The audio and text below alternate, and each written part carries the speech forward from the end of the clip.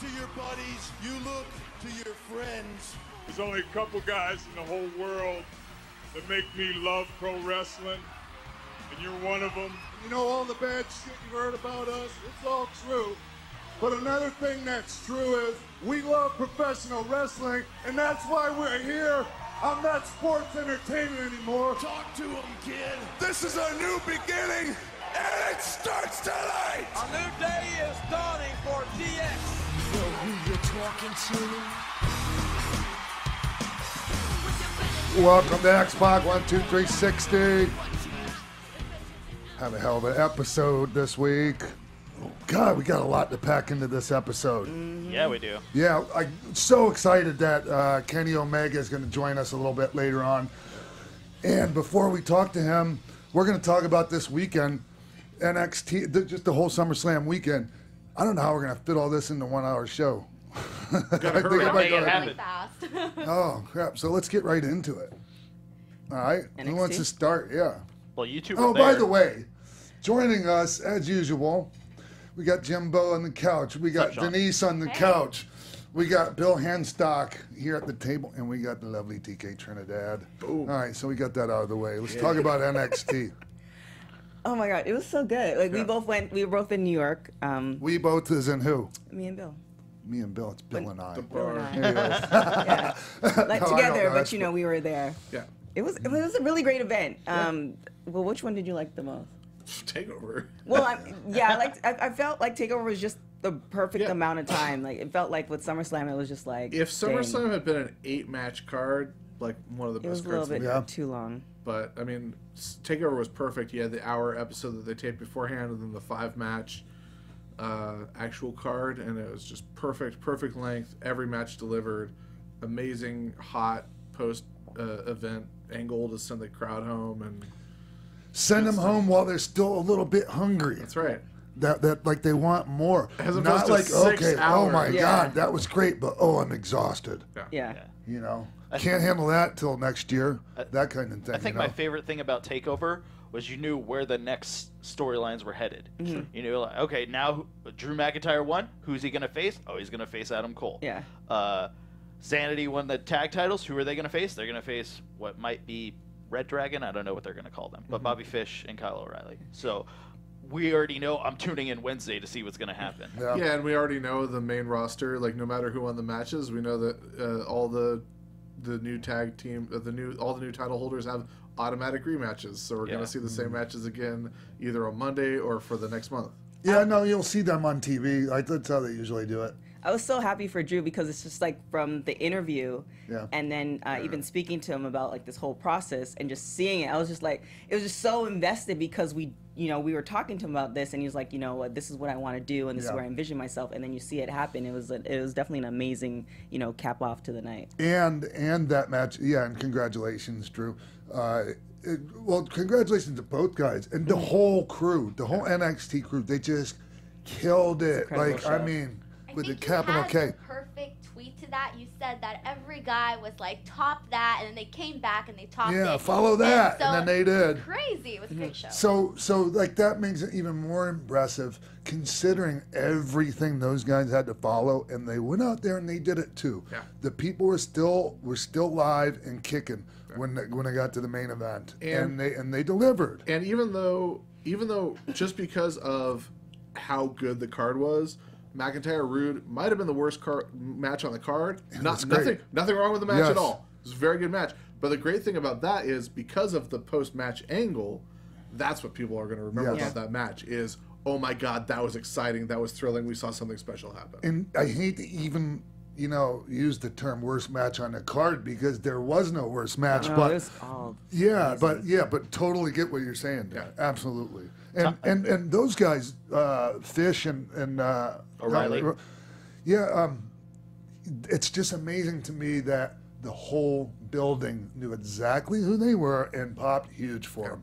That's great. I love that. And the misdirect after the main event of them coming out. Yeah. And you think they're going to jump it again so they can send Adam Cole in for And Adam Cole, yes. And when we had Drew, one of the last things he said in the interview was actually that there's kind of like a secret battle into topping SummerSlam. Right. I think that a lot of people, like you guys said, see that and they're like, okay, like this show was better than SummerSlam, you know, depending on everybody's opinion. But that's pretty cool that he gave us an insight to that.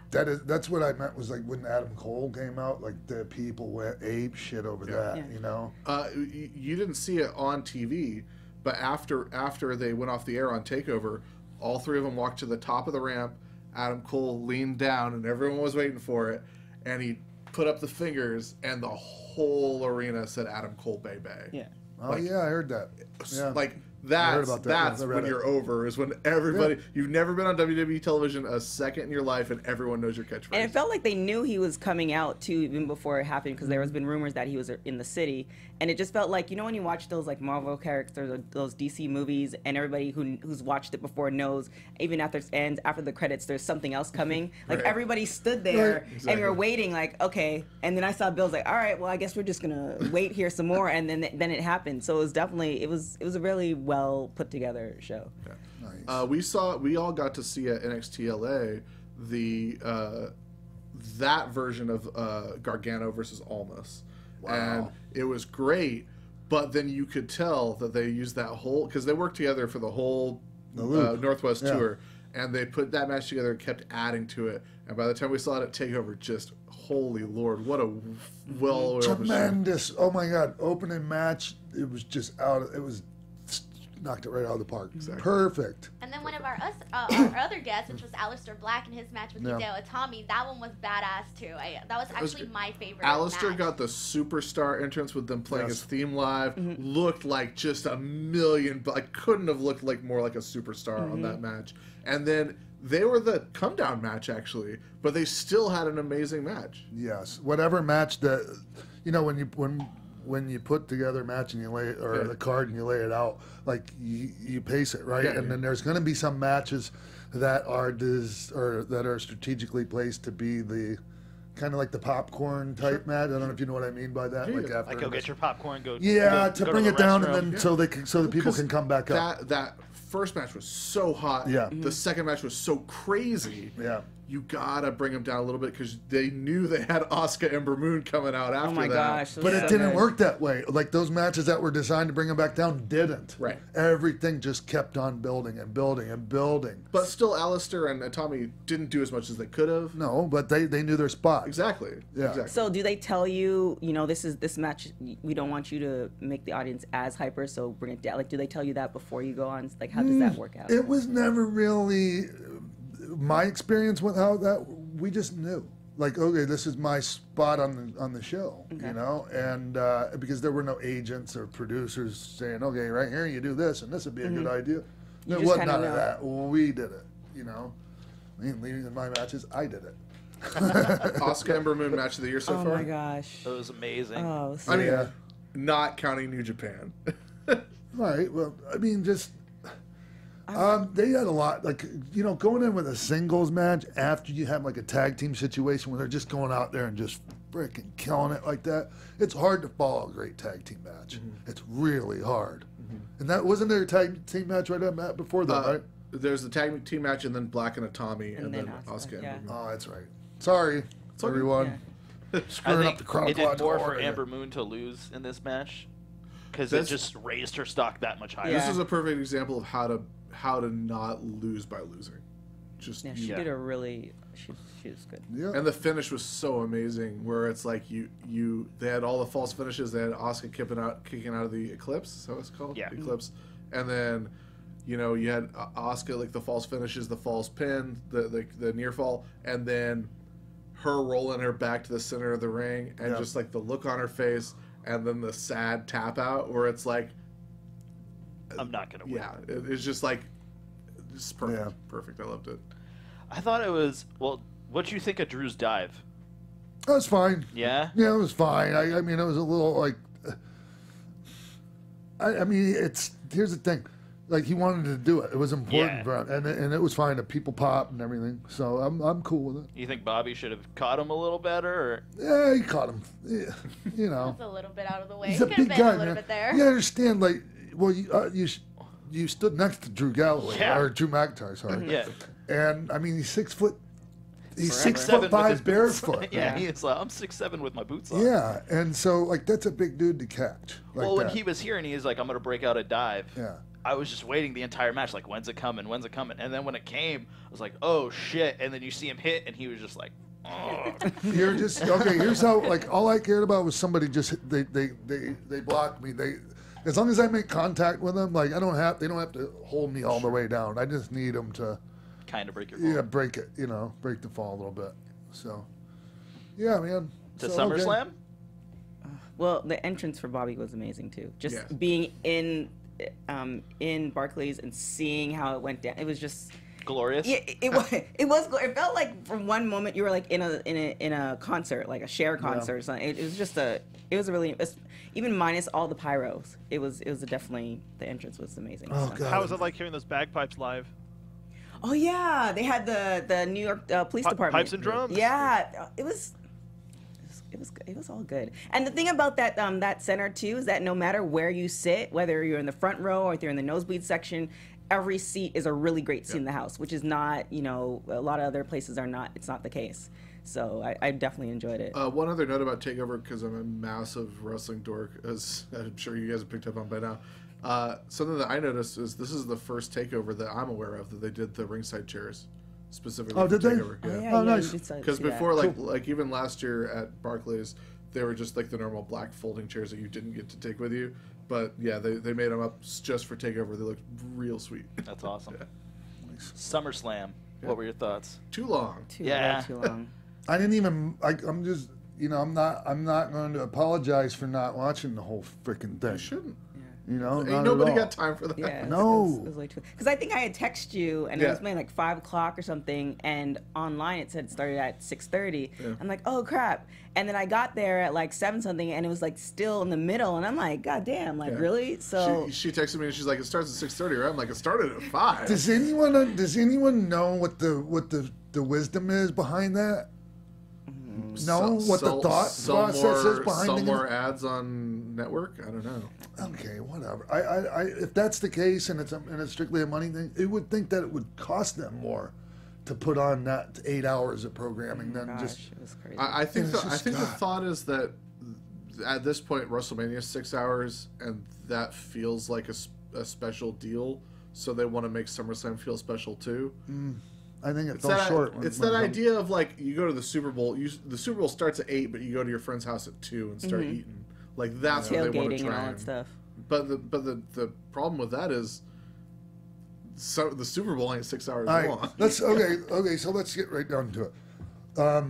Miz, after the year he's at, being in a pre-show match like that, I found that to be bullshit. There were legit 50 or 60 people when that match started. Like in their seats. Wasn't the mistake that the show started at 2, but the doors opened for the audience at 2, correct?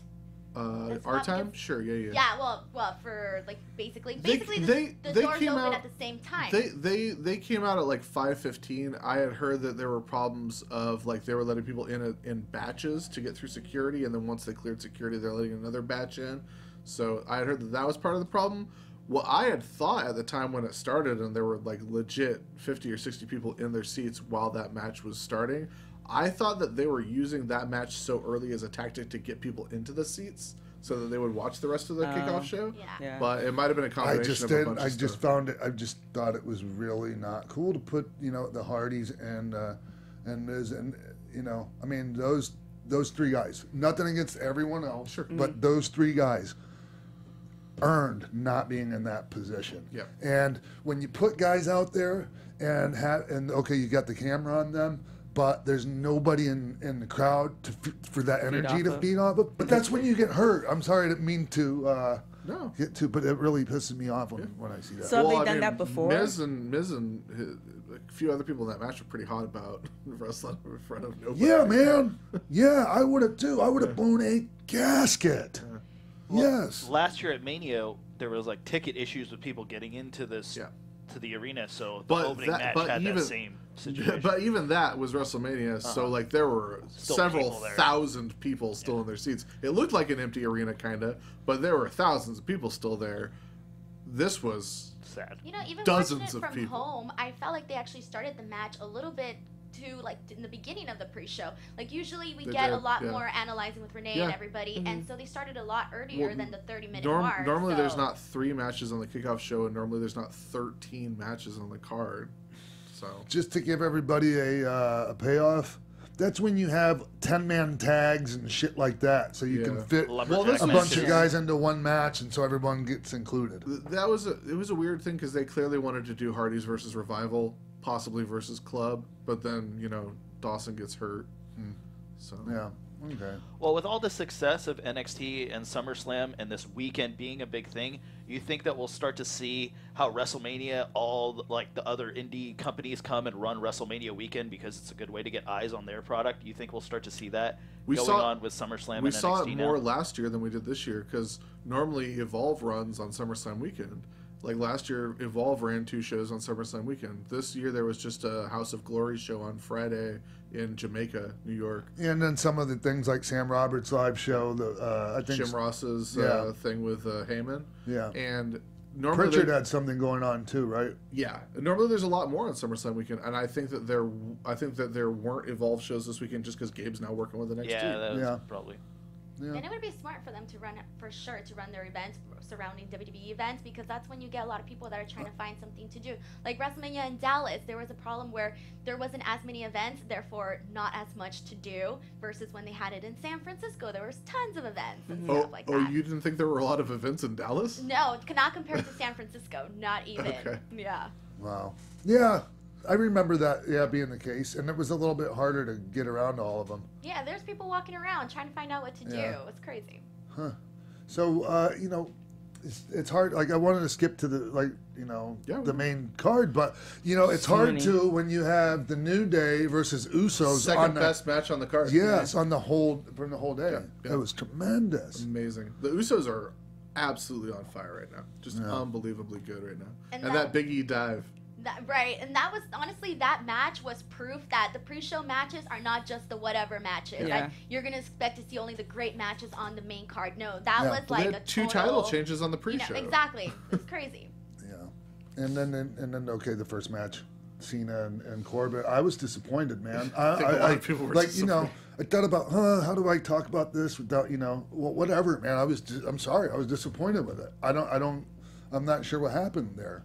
And I mean, that's for usually when you have a first match on a pay-per-view, regardless if you have a bunch of pre-matches, like that one's supposed to really, have you sit down so you don't go nowhere. Yeah, and not like, like a lot of guys, he was on it looked like, maybe I hate to say it looked like John was, not in the same ring condition that he usually is. It really did. No comments from anyone else? I think he looked huge. Like, he looked real big, and I think like maybe combination of him bulking up for something, maybe for Transformers or something, and not wrestling as much as he normally wrestles. Yeah. Well, yeah, it's definitely a difference when it seems like he's doing so many things that he can't necessarily put in that time that he would if he put in 3 hours at the gym before. Now he's flying all over the place and doing other jobs. Sure. He might get maybe 40 minutes or something like that. And then, you put that combination, and he's getting older. Like, Go ahead. Sorry. Regardless of what Cena's looking at, it's John Cena. It's the start of the match. It should have been more lit than it was. That's right. For this, because come on, John Cena's not just anybody. I mean, immediately he went right into a cell. There was no shine spot where boom, boom, boom, get the crowd up, and then boom, he gets shut down. There was none of that. Yeah, I wanted to get your take on this because Dave Meltzer talked about it. He said that Corbin's being punished to this point, and he said that the way the match was laid out, it wasn't even laid out for them to... It was laid out to be a completely lackluster match. Like, the way it was laid out was put together specifically so that it wouldn't be exciting, that Corbin wouldn't get anything in. Oh. Yeah, but how is that a good business decision? I just want somebody to please explain that to me. Right. I'm going to ask, actually. Yeah. Because I know that just does not make one bit of sense to me. For me, the match had one amazing spot in it because Corbin has the thing where he slides out of the ring and then jumps back in, which is always cool because you see how athletic the guy is. But he came right back in with a chokeslam onto his knee, which he hasn't ever done before, but it looked amazing. That looked amazing, and then the match was just over. Yeah, I could have done without that one. Yeah. I thought that should have been on the pre-show. Yeah. Or the pre-show. If it's gonna be like that. Yeah. Like I think the everyone Usos was- tag match should have been. Because so Corbin lost the Money in the Bank so embarrassingly that you're like, oh, he's gonna just destroy. That's Cena what I thought. on Sunday. Then. Yeah. Well, and the fans even made a joke a bit with the "Where's your briefcase?" chants. Yeah, You know. they were doing that at Takeover too. He was on the Takeover panel for the pre-show, and they were chanting at him. And he's just such a good heel. Like everyone hates him, and he's so good at being a heel. But The thing is, it's like if you're gonna punish somebody, don't do it on screen. There's plenty of ways to do that shit. Plenty of ways to do that without doing it on screen and having that petty bullshit spill over into your product. Yeah. Sorry, I don't get that. And I never, ever did. Ever. Anyways. What was the next match? Natalia. This was so awesome. Yeah. I'm so glad Natty won. Yeah, me too. This is a great match. I mean, top to bottom, both of them kicked ass. It was a little rough around the edges though, but I know. I was waiting for Carmella. I thought we were I thought she was gonna gonna come at the cash end or something, cash in. in. Yeah. 'Cause Yeah. I was actually surprised that we saw a title change on this one. Yeah. Really? I'm happy for Natalia, but I just kind of wanted Naomi to keep it a little bit longer. Yeah. But that, I don't know. Just. I think she'll get it back. I think so too. Yeah, I do. I just want them to start selling those glow belts. Oh, they gotta be coming. Oh, yeah. For sure. Well, everything. It's just weird. outfits It's just in a weird situation now because like Natty celebrated with the belt for so long that everyone in the arena is like looking for the cash in. Yeah. But it's such a weird situation now because you got a heel champ and a heel holding the briefcase. So it's like, what are we even doing? What are we gonna do? Well, we'll see, right? Yeah, we'll see. Did you see that, like the in ring, like when she came out, like on TV? SmackDown? Yeah. Yeah. It was a little. Ugh. It was a little uncomfortable. Like, it wasn't so good. But speaking of not so good, Oh yeah. Oh my. This, well, this match. the one part was really good because you saw, like Enzo squeezing through that was The- kind the of. That was like Showcase. the only highlight That of was- this yeah, that match. was- That was it. Him and the he baby was- oil. Yeah. the whole match, Enzo was just dancing and mugging In the and cage, Crowd yeah. wasn't looking at the match at all. That's a major distraction. Yeah. I would be hot if I was the two guys in the match. Yeah. Yeah, and it's weird. Like, the match exists. This type of match exists because you got a heel manager that's always getting into stuff. Yeah. But this story has been like, oh, Enzo and Big Show keep getting beat up, so we're putting the babyface in a cage. And then the one stipulation of the match, he gets out of the cage, and Yeah. it doesn't matter anyway. Yeah. Yeah. And the cage wasn't very high either, Like was eight it? No. Feet.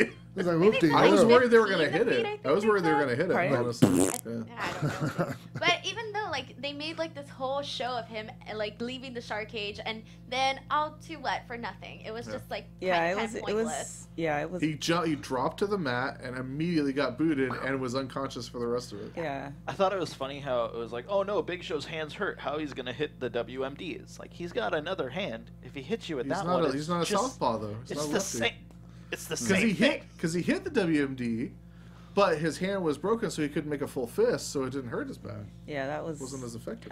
wasn't really a fan of that. Everyone I watched it with was just like, oh, he's got a poop emoji on the back of his pants. Yeah. That's really Yeah. funny. And that was the thing that everyone took from Yeah. that match. Oh, that poop emoji on his pants is really funny. Because the rest of it Lifting seemed your very phone. boring. It's Did just like, anyone? I'm sorry. yeah. It just seemed like.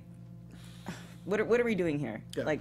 We're Th- selling that this match, shark the- cage yeah. toy set. That's what we're doing. This match and the Corbin match, and then Rusev Orton, like, what are we doing? Yeah. That who's was the benefiting- cool down from the Who's pre-show. benefiting from any of this? Yeah. Yeah. You Like, can I see was too. loving the Rusev beatdown, and then the match starts and he gets pinned in 6 seconds. Like, Yeah, You it could was see when terrible. people were not interested because everybody started pulling up their phones, or this is when they decided to go and get popcorn. Like you just saw how like it was like almost like a drove. It's like, okay, well, this is not going where we want it to be, so now we're gonna go to the restroom or anything else that we were supposed to do. It just wasn't, other than him sliding out that cage. which is Rusev, like, at impressive. this point, must wish that he is getting buried like Cesaro got buried. Yeah. Because, man, Rusev's way too good to just be the guy who loses to John Cena and Randy Orton because John Cena and Randy Orton don't have other things to do. Huh. Yeah. Like, he's so good. Rusev is so good. Yeah, I think we didn't expect that to happen because I agree with you. Rusev is so good and he has everything that it takes to make it to the top. But I do think, like, speaking of, you said the popcorn matches and knowing your place on the card, this was the match that was going to be cut down short because of, you know, everything else that they had planned. Short, but not we'll like... see more. I know, it was weird. I mean, granted, we had Rusev start the match before, which was, you know, didn't make it look like a total burial. Right. But that's the case, though. It felt, because it was so long, doesn't it come to a point where it's like you have to prove, like, you work hard and you get there, and there's only a certain amount of places as far as matches, instead of making it such a long, you know, long day. Yeah. I just didn't understand. Like, some of those matches just didn't seem, it seemed pointless. Like, why are we watching this? Yeah. I feel you on that. Sasha Banks, Alexa Bliss. So many Sasha Banks fans that are friends of mine. I'll say for just to bring up Ron Funches. He was like, I'm a huge Sasha Banks fan, but I was a little, you know, I'm paraphrasing, but he was disappointed because so many Alexa Bliss fans out there right now. So, yeah, good. Nothing wrong with the match. Just surprising that Alexa lost, but I think it's good. Nowhere, I think it's good. Now she gets to chase it and be angry about why she. Her little fit tantrum thing was awesome too. I guess it's also a good way to put off the Bliss versus Nia Jax thing until like Royal Rumble or even WrestleMania. So can't be mad at it. How'd you guys like Sasha's peacock collar? I think it definitely broke when she was coming out, and it didn't stay up, so she was just like trying to hold it up the entire time. Yeah. She looked like Rufio from Hook at the end there. She looked like the dragon that kills Wayne Knight or the dinosaur that kills Wayne Knight in Jurassic Park. Yeah, I wasn't feeling it. This Bray Wyatt Finn Balor match, I thought was good. I thought it could have had a better entrance. Or is it? No, I think it was Anissa. It was saying that Finn should have came out with little fins, like dressed like him, and Little singing demons. the whole world in his hands, like Bray used to do. That might have thrown Bray off his game. I thought that was a really good idea. But yeah, that's got to be an easy casting call. We need like 12 kids to take their shirts off. We're gonna paint them up like demons. Is that okay? Ain't nothing all wrong with this match. I just would have done if it would have been my match, I would have worked it different.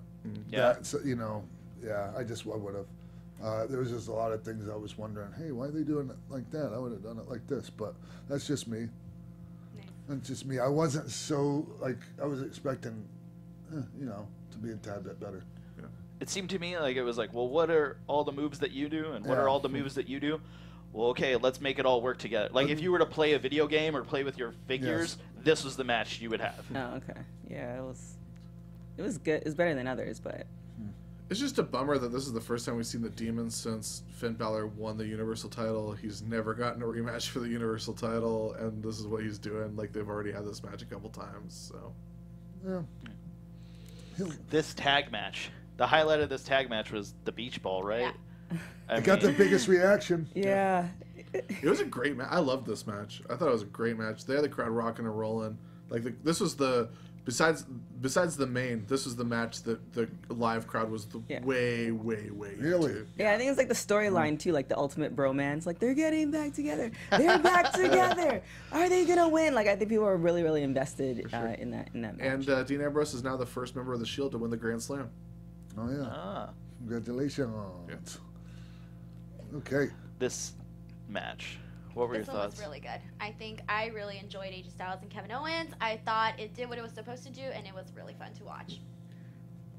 Next. We were, myself and Brandon Stroud from with Spandex, we were waiting the whole time for Shane to do the 1-2 middle fingers like he did with The Rock, or Austin, like he did with Austin. Oh, I didn't see that. No, back in the day. Yeah, like I didn't see that. Yeah. We were waiting for it. Well, it's just like, Shane was such an ineffective referee and like so biased. It's like. But did you not love the part when Owen was like, "You can jump off Yes. the building, but you can't get up from a 3 count"? That was the best. Yeah. I That loved was it. really Then he funny. even continued it on Raw. It was crazy. Yeah, It was and so he did funny. make reference on Raw that Shane or another McMahon screwed another Canadian. Does Yeah, anybody? Bret Hart. Oh, okay. Uh, I the, like- the 450 knees to the back looked so brutal. Like when Owens pulled Shane on top as AJ hit the 450 and he just caught those knees in the lower back, and you could see Shane get up and like struggle to breathe. I was like, oh man, that did not feel good. Yeah, I love Styles. I love Owens. They're doing great stuff. it's weird that we're building to a Owens versus Shane McMahon match. Yeah, I think so too. Yeah, but it's gonna be good. Yeah, it'll be excellent. And then Jinder and Shinsuke. I actually think this was probably Jinder's best match in the WWE so far. Any thoughts on that? Come on. I mean, look who he's working fine. with. Yeah, so. exactly. That's why. It was fine. I liked the match where he won the title actually. Like I like that Against Randy. Match. Yeah. But you know, I wasn't as upset with this match as a lot of people were. But What were they upset with? The finish? Just that it was like a lackluster match, and it's the same way Jinder Mahal wins all his matches. Mm-hmm. And, But that's what he does. Yeah. He's but but I'm also not as down on Jinder as like anyone else. Oh. Yeah. So, but there was a lot of times when I'm watching the match and I'm seeing missed opportunities there, where they had the people and they didn't capitalize on it. You know, like at one point when Shinsuke does that thing where it's almost like the DX thing, when he goes, "Come on," and then the people pop, but then didn't follow it up with anything. Like there was just, I just felt like there wasn't, and I know there might be a communication, problem there. Yeah. I'm not sure, but I think Shinsuke speaks pretty damn good English. Yeah. Regardless, it was still a good match, man, and it was fine. I just I can understand people being disappointed that they wanted to see Shinsuke win. I eventually think he's going to be world champion. Yeah, absolutely. Yeah. Definitely. But this main event, holy Lord, so good. Amazing. So good. Amazing. And some people still found something to bitch about. Oh, Brock Lesnar, he got carted off so he could go back and rest and shut up. Are these people who've never seen a wrestling match before? No, there's those people that just sit and look for shit to bitch about. Right. And they can't enjoy anything because they're just looking for shit to pick apart and bitch about. I ruled, man. This match That was ruled. really Amazing. good. Yeah. They had a lot of awesome spots. Killed the announcer table, the chair spot. It was crazy. It was exciting, and I cannot wait to see Brock and Braun. Yeah. ECW. And I it's love gonna that be Reigns crazy. took the pin. Yeah. Same. Yeah, that's fine. And that's another thing where it's like they learned their lesson. Like when they sent out Reigns to be the next to last person to lose the Royal Rumble to Randy Orton. Yeah. Like that's the most brilliant thing they've done in years. Because it's like if you're gonna have Randy Orton win the Royal Rumble in 2017, that's the only way you get people to cheer for that. Yeah. And same thing with Brock, because like people claim that they're tired of Brock. They're not tired of Brock. No They're just way. tired of Brock.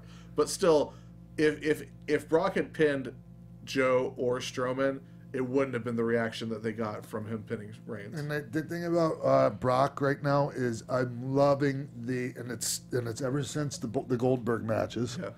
We now know that Brock Lesnar is vulnerable. Like there are chinks in the armor. There are things you can do to him that he can sell now. Yeah. And I love that. You got when you're a monster like Brock Lesnar, you have to have a chink in the armor. Yeah.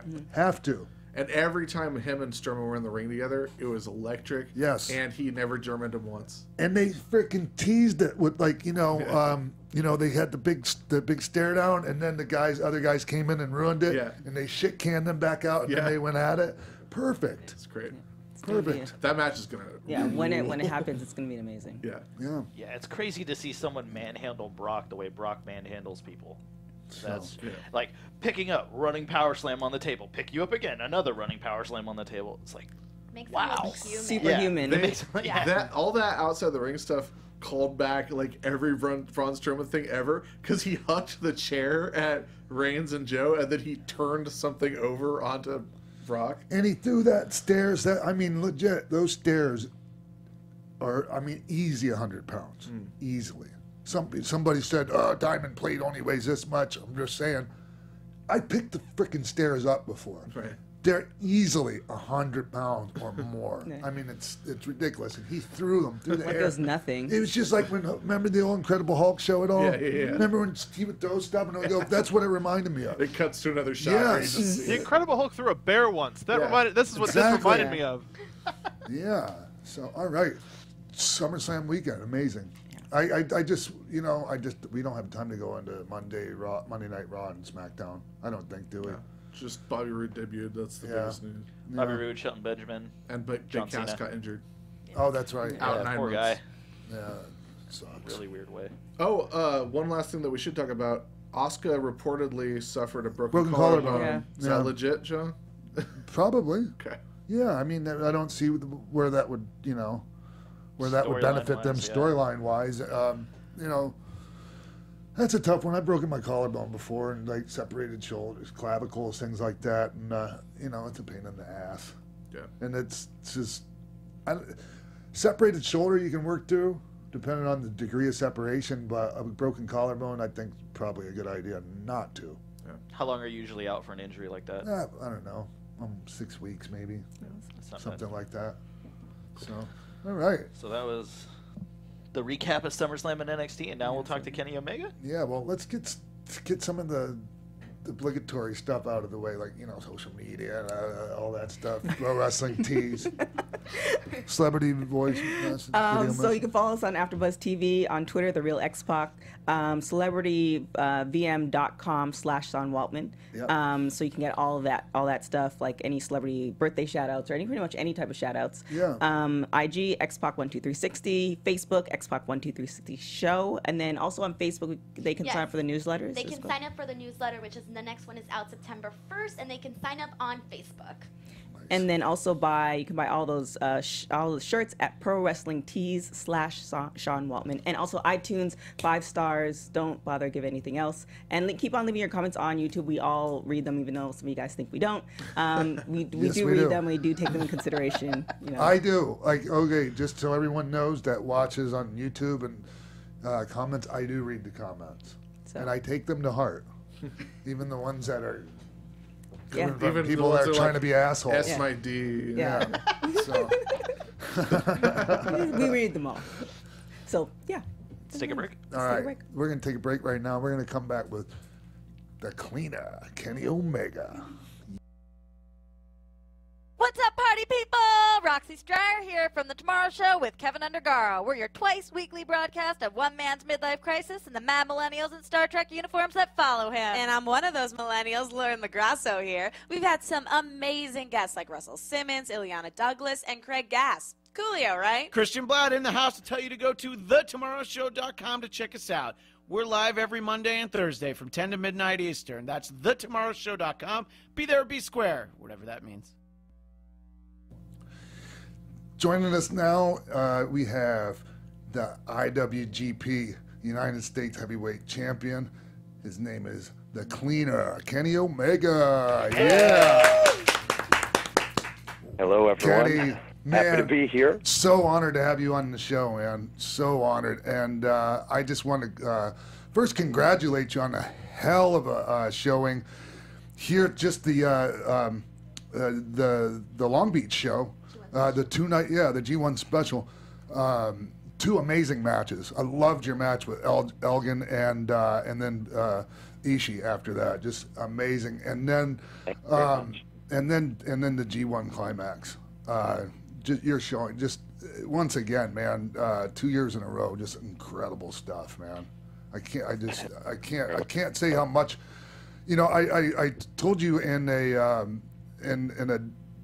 direct message, like your work and the things that I can tell you're thinking about out there are so far ahead of everyone's right now. It's going to be hard for anyone to catch up. I mean, if you think so, well then thank you very much. I'm just trying to turn things into a different direction, and I don't necessarily think it's right or wrong. It's just the way that I like to wrestle, I guess. So if there are fans of that out there, and there appear to be a couple, I'm happy, and I'm going to continue to try my best. Right on. I don't want to go like too far back and like do the whole chronological thing and talk about every like little piece of your career, because I'm sure you talked about a lot of that stuff ad nauseum. But I do want to talk about Winnipeg, because what a special place that is, man. Like. It's kind of the Arctic tundra up there, but man, a lot of cool stuff and a lot of cool people have come out of there. And yeah. Do you have any Winnipeg memories by chance? I'm sure you've been there at least a couple times. Yeah, I do. But one of them is like watching Jericho perform like with his band there one time, and then like the Hell's Angels. Yeah, and then the Hell's Angels were there, and they ended up like some guy was giving me shit, and they ended up beating the shit out of this guy and throwing him out in a snowbank. I was like, I hope I don't owe you guys a favor. Anyways, no, but I was thinking about like I listened to your to when you did JR's podcast, the Ross Report. Yeah. Yeah, and you were talking about how you used to see a show called IWA, and I'm pretty sure you're talking about Tony Condello's promotion, right? That's the one, yes. Yeah. Well, they had kind of a little of an arrangement with Eddie Sharkey's group Pro Wrestling America, and I worked with them, in the late '90s or the late '80s. Sorry. So actually, for trivia, my very first tour to America, I actually met Eddie Sharkey himself. So it was. Yeah, I didn't work for him or anything, but he was outside of some shop, and we had a little bit of a chat, so pretty cool that there's a connection there. He was outside of some shop? Yeah, just kind of hanging out. I don't know. I hope that shop took inventory after him. That was really bad of me to say that. I'm sorry. Sorry. Anyways, yeah, man, like that IWA, was Tony Condello, and you briefly touched on like those death tours he used to run. Did you ever do any of those? Yeah, I did one, and I mean, Tony has one on record to say it was the worst one of all time, and it was an experience that I really wouldn't trade it for anything in the world. Can you explain it a little bit, what the death tour was? Sure, yeah. Well, from what I understand, it's changed drastically now. Tony actually spends a little more money on the travel and and the safety of the performers. But during my tour, we had 3 vans, and they're kind of like utility vans, like just like plain white vans. 16-passenger vans. Yeah, and 2 of these vans would transport the ring and the sound equipment. And then 1 van was just designated for the wrestlers. But all vans would carry some staff or some wrestlers. But there was 1 van that only had human passengers, and then the other 2 had equipment as well.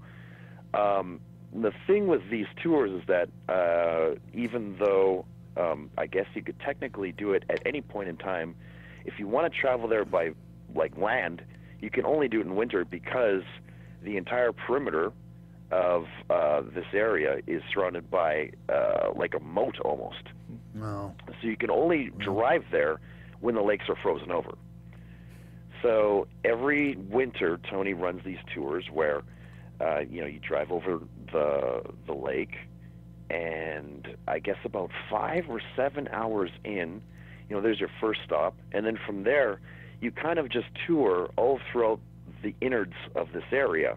And the stops will be anywhere from 2 hours to 5 hours, and then one time we drove 33 hours straight. And there's no hotels, there's not even signs of life, and there's only 1 man actually that knew the lay of the land, and it was like an internal map that he had in his brain. And if he wasn't there, we wouldn't be able to get anywhere. So it was a wild ride, and when we'd get to the place, there was a hotel one time, but any other time, you're put up in a clubhouse or you're sleeping on the gym floor. And the arena you were working at, right? At the school. At the venue? Yes, of course, yes, at the venue. So you'd get there the night before the show, or like it's the morning of, and then sleep if you could, and then set up the ring or whatever and do the show. And am I correct am I correct in saying that you had to bring your own food with you, or else you didn't eat? It was suggested that you'd bring your own food, but they had these. I guess they're kind of like there was like a grocery store per every, reserve. Yeah. And everything was overpriced unless you had like a residence card for the place. So if you wanted to get, I remember some of the obscene prices. There was like $17 for a 4-liter jug of milk. A box of 4 Pizza Pops was $21. So it was, everyone tried to bring a cooler and tried to stock up completely, but there was no way to have food for a month.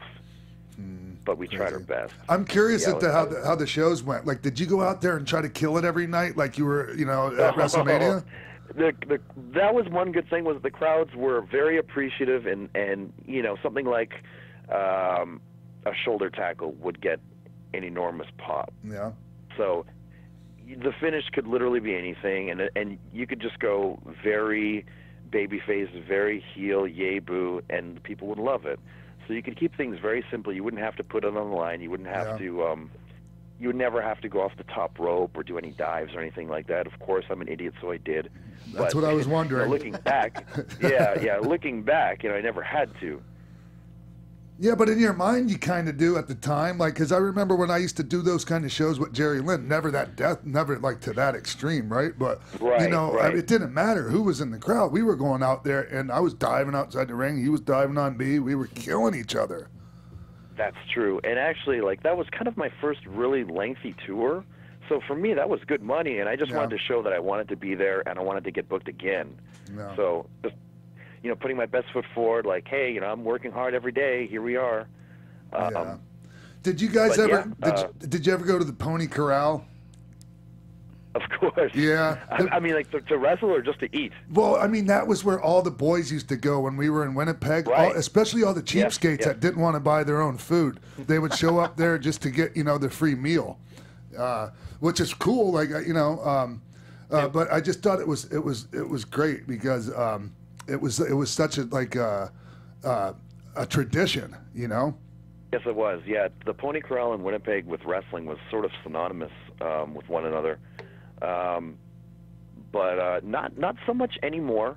But about the time when I was breaking in, it still had that reputation of being like the one-stop restaurant for pro wrestlers. Yeah, and then cool. Kind of like how there's Rebirth in Japan, the steakhouse for all the wrestlers. It would be the Rebirth of Winnipeg, actually. Now that you mention it, it would be. Yep. And do you remember the hotel we used to stay at? It was like the Marine. It was some crazy hotel, and it had. Anyways, who cares about all that? I can talk to you about that later. Sorry about that. No. Some people might find it interesting. I don't know. I don't get to talk about it too often. Yeah, but And did you know Bob Holliday? I had only met him in passing. Okay. Never really had a full conversation with him or anything. But he was like a crime reporter. Greeted him, said hi. Yeah, he was like a crime reporter in Winnipeg and ended up doing some stuff at WWE. But anyways, moving forward. How long before you ended up in developmental? Did I ever meet you there? I think you were gone by then, right? By the time we never met there. I met a few fellows that stopped by to help us with our training, but that was in 2006. Right. So I was there from 2006 to 7. I guess a little bit into the 2007 year. Yeah. It wasn't I'm sorry. Sorry, go ahead. No, I was just gonna say, I don't really remember you being there, Kenny. Just to be honest with you. No, I didn't do much. I mean, it was. I was on their TV, like the Deep South Wrestling TV. Yeah. When I first arrived, I was used primarily, of course, as enhancement talent. I didn't really have any strong storylines, or I did a main event or two. Yeah. But was never really a heavily pushed dude there. But I mean, it was a lot like the northern tours. Yeah. It wasn't pleasant while I was there doing it, but then I look back at it, and it was an experience that helped shape the person that I am today, and I wouldn't trade the experience for anything in the world, because it really helped me see more of what the business end of wrestling is like, what it's like there, the highs and the lows, and meeting some cool people. So did you get did you get anything out of it as far as being able to that helped you cultivate the image and the persona and just your in-ring style that you have now? I would say that the biggest thing that helped me moving forward were, Dave Taylor was there, and he had some classes, and before going to developmental, I had next to no fundamentals. And that was sort of, doing cool chain wrestling and using a lot of holds and stuff. That was sort of the kick on the indies. So when I had left developmental, had I not had those fundamentals and been able to do those types of things, I wouldn't have been able to have a career in the indies at all, which would have meant, promoters wouldn't trans me in, which would also mean I wouldn't get the bookings, and then, I wouldn't have ended up in Japan either. So that was a big thing. we did a lot of promo practice, and I did a lot of stuff locally in Winnipeg, where I was from, but they would put you in situations where, cut a babyface promo, cut a heel promo. Right. This time you're this kind of character, this time you're this kind of character. So that gave me that type of experience in front of a camera, and you have to hit a hard time. So that experience was invaluable as well. Yeah. But aside from that, well, those are the two big ones. The thing is I know, I can, we don't have to get all into it, but I can totally understand how your experience there might not have been a pleasant one at times. So we'll just leave it at that. Right. And I know why. And you know what? A part of the thing, too, was that my mind wasn't where it should have been. And I don't think I was mature enough to really handle, I guess, maybe the opportunity or the responsibility of being there. Even before going to WWE, my goal was still going to Japan. And when I was scouted to go to WWE, I was actually, the reason why I was at that camp where I was scouted was I was trying to get into a dojo in Japan. Okay. But instead, I got the offer to come to WWE, and I thought, well, this is also an opportunity. I'd be an idiot to say no. Yeah. So I'm going to give this a shot. But even then, at the back of my mind, I'm thinking, Japan, Japan, Japan, Japan, Japan. Yeah. So, when things weren't the way I thought they would be, or, they weren't fun, or whatever, I just kept thinking, wow, I bet it wouldn't be like this in Japan. Yeah. So, even my own attitude was kind of getting soured a little bit because of my mindset at the time. Did you ask to be released, or did they release you? No, I asked for my release. I'd sort of, we'd been starting to get sort of guest trainers. Yes. And one of the cool guys that came down to help us out was Greg Gagne. Oh, wow. And he was a real big fan of the way, I guess, me and the way I would work and stuff. And we'd work together a lot, and he would try to offer ways for me to get to have more input on the shows and do more things of value. But in the end, a lot of those were shot down, and so I started to come up with my own storyline ideas. Right. And I started to pitch 2 or 3 ideas. Some of them were ridiculous, but some of them I thought were genuinely pretty entertaining. And I didn't hear anything back, and so I was starting to think, wow, there's really no light at the end of this tunnel. I can't just be a guy that's... Well, I just felt like I was meant for more than just being a guy that was on, doing jobs every second week. That's right. When I was training harder than everyone, when I was nailing all the physical drills, when I was practically training the class, I was always like the guy, show everyone how to do this, show everyone how to do that. All the squats, the push-ups, the crunches, I'm always the guy finishing first or being one of the only ones that does finish it. I felt that I was putting in the time, I was working hard, and there was no, fruits to the labor. And I loved a lot of the guys there. A lot of the guys were real kind to me, super fun to work with. But I just didn't see a future for myself there. Yeah. And I felt that, I'm a nobody, and I get it. I came from nowhere, have no name value. And so I don't blame anyone for not thinking that I'm anything special.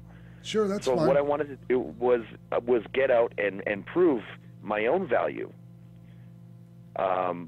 by whether it be, going out in the Indies or going to Japan, which is what I ended up doing. Yeah. I just wanted to show that, what you think of me now isn't what I actually am, and I can actually offer more to you guys. Yeah. But it's hard to take a chance on someone when you don't really know what they can or can't do. And I don't blame anyone for looking at me as, just a kind of a bum monkey, a guy that can take good bumps and do good jobs for guys.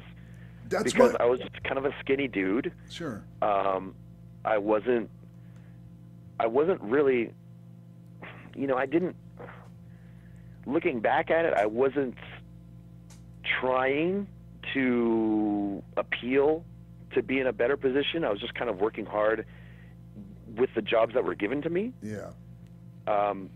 So, yeah, I mean, I think I made the right choice in the end, but I don't harbor any ill will towards the system or the people that were there at all. Were you able to show any character or charisma while you were there? When you were pitching these ideas? I definitely was, but this is all behind-the-scenes stuff. Like, in our promo classes and stuff, you know, we'd get graded, and all my grades were always, like, top of the class, but no one would ever know it because, you know, Kenny Omega in Deep South Wrestling was just kind of like a, you know, opening match or second match or, you know, getting squashed by, you know, big Russian dudes or whatever. So, yeah, I mean, I was able to show kind of what I was capable of in the character department, but not on TV. I was never given really any interviews on TV, no live mic time. But we all cut promos, and they're all, I think, sent to the office, and we're all graded, and my grades were all fine. But, yeah, no one was able to see really that potential on the shows. Didn't you cut this infamous promo at the end about being a plumber or something where you just didn't care anymore and you knew you were leaving and you just cut this ridiculous promo? Oh, I mean, there was you know, one class day where we would come up with another character, one that wasn't yourself.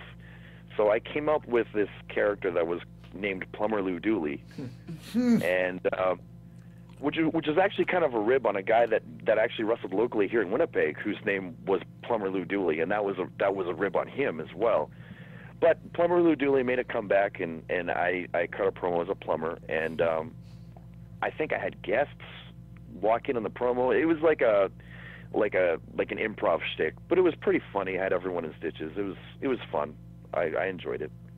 Well, and then Bill at the time was like, you know, come to my office, let's have a talk. And he said, well, what in the hell is Plumber Lou Dooley? He says, it was entertaining, and you put more devotion into Plumber Lou Dooley than you've done with anything here up to this point. He says, so I might as well repackage you as Plumber Lou Dooley and send you out. Like, how would that make you feel? I said, I don't know. I said, at this point, it might be more fun, you know, because I was already pretty, like, not sour, but just nothing was really fun there at that point in time. So I was like, you know, go ahead, make me Plumber Lou Dooley. Like, it might be fun. Well, but I get where he was coming from too. He was kind of saying, like, you know, you should have put all of that thought and effort into something you actually wanted to do. But yeah, you have a lot more fun than I think most pro wrestlers do, and you always have as long as I've been following your career. But while we're talking about goofy stuff and having fun, one of the most fun things I've ever been able to see live is a match between John Jacob Jingleheimer Schmidt and John Jacob Jingleheimer Schmidt at PWG. I don't know if you have any memories. Oh, you saw it live? Yeah, I saw it live. I don't know if you have any memories of you and Bryan Danielson back at PWG just having the time of your lives. Yeah, that was a real fun one. I am eternally thankful for him for giving me the go-ahead to go forward with this ridiculous idea of a match. And I mean, that sort of in itself is a funny story, but go ahead. Okay, let me get this out of the way real quick. John Jacob Jingleheimer Schmidt, your name is my name too. Anyways, okay, go ahead. Yeah. I had to do it. For whatever reason, we are hanging out, all of us, before the show, and I believe we are turning in our room cards or whatever, and we're waiting for the rides to show up so we can get transported to the venue. And Brian was talking about kind of, you know, funny songs that really stick in your head from when you were a child. So we went through a bunch. And I had brought up the John Jacob Jingleheimer Schmidt one. And I brought up that it was featured in this show called Lamb Chop's Play Along. I don't know if you guys know. Lewis and Lamb Chop? Yeah, we know it. Yeah, hell yeah, Sherry Yeah, Lewis. okay. Yeah, so he knew what it was, and he was like, oh my God, yeah, I know that show. So we started singing it together, and then the lightning bolt struck. I'm like, come on, Brian, we got to do this. And he's like, what? I was like, you're kidding me. I was like, no, we have to. And I was like, listen. I said, hear me out here, Brian. He says, you're pretty much known as the guy that has these awesome matches with everyone. People literally call you the best in the world, and sure, we could go out there today and we could have a pretty darn good match, but then at the end of the day, what's it going to be? It's just going to be another good match that you had. Who cares? said, let's do something memorable. And he's like, okay, I'm listening. I said, well, we already just talked about it. It's John Jacob Jingleheimer Schmidt. He's like, well, what does that even mean? And, you know, it's sort of, off the top of my head, I sort of laid out this groundwork for how it would be placed into this match. And then he's like, I think it's going to be real fun. Man, I got a Steven Regal in the back of my head telling me right now that this is the worst idea I've ever heard in my life. So I was like, okay, no problem, whatever. We'll just go out there and work. The do-si-do spot into the backside is sweet, though, Kenny. Yeah. See, that match is like already so far back in the past that, I mean, the do-si-do into the backside's got to make a comeback at some point. Oh, yes. Yeah. I'm begging you. I dare you. Yeah. So, yeah, we're at the venue, and we haven't spoken about the match or what we're going to do. And then Brian comes up to me with a smile on his face, and he goes, let's do it. And then it ended up the way it ended up. Do you run that by Super Draken before you do it? No. Oh, hell no. No. Almost everything that I do, I know that if I put it by him first, he's going to hate it. And now it's at the point where I've done such strange things over the years where I think if I did tell him what I was going to do in advance, he'd go like, okay, I'm just going to trust you because, you know, generally it all gets over anyway, so just do it. Nice. Yeah, we have a pretty good trust relationship now, so. But I still, as a rule of thumb, don't like telling him about stupid ideas because he's pretty into like big moves, big falses, and just going nuts. Oh yeah. So speaking of goofy or strange things, what was your experience like working for DDT, and what would you consider the most outrageous thing you did with them?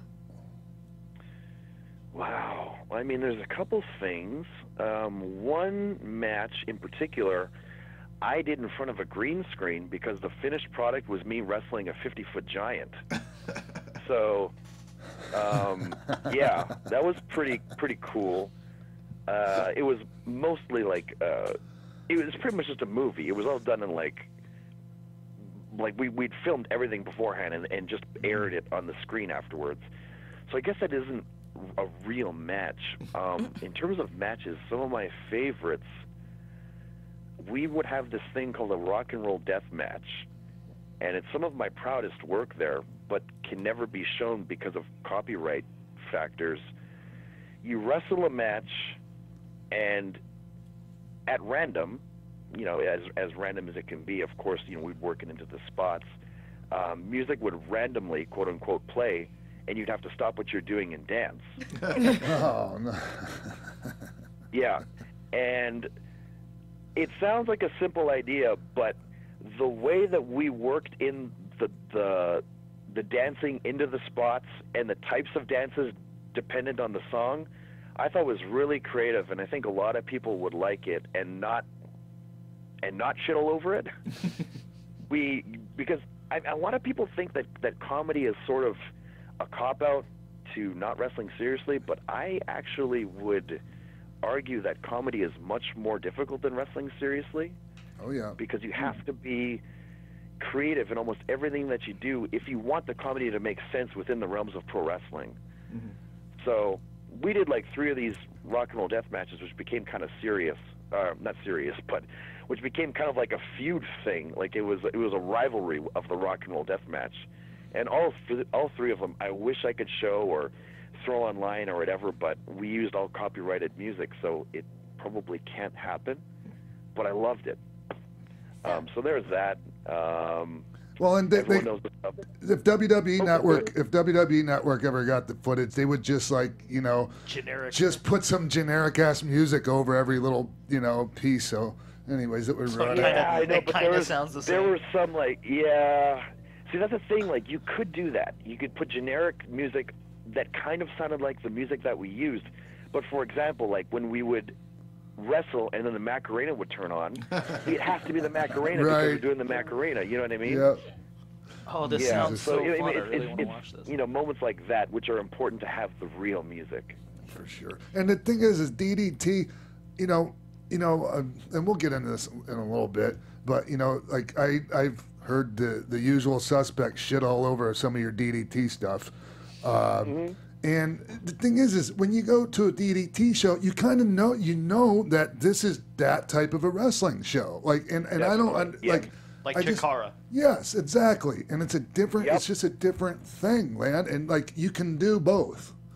You can do both. I mean, much like how there's a WWE universe. Yeah. You know, the word universe is kind of tossed around a lot, but DDT has a universe and it has its own niche crowd. They know that when Yoshihiko, the blow-up doll, that's a wrestler, is involved in a match, they believe that he is living, that he is real, and in a way, because there's that invested emotion, you can feel the thoughts and the cheers from the crowd, and you as a wrestler start to believe as well. And you almost forget that you are wrestling an inanimate object, and it's just a doll, and you start working and selling for this thing like it was real.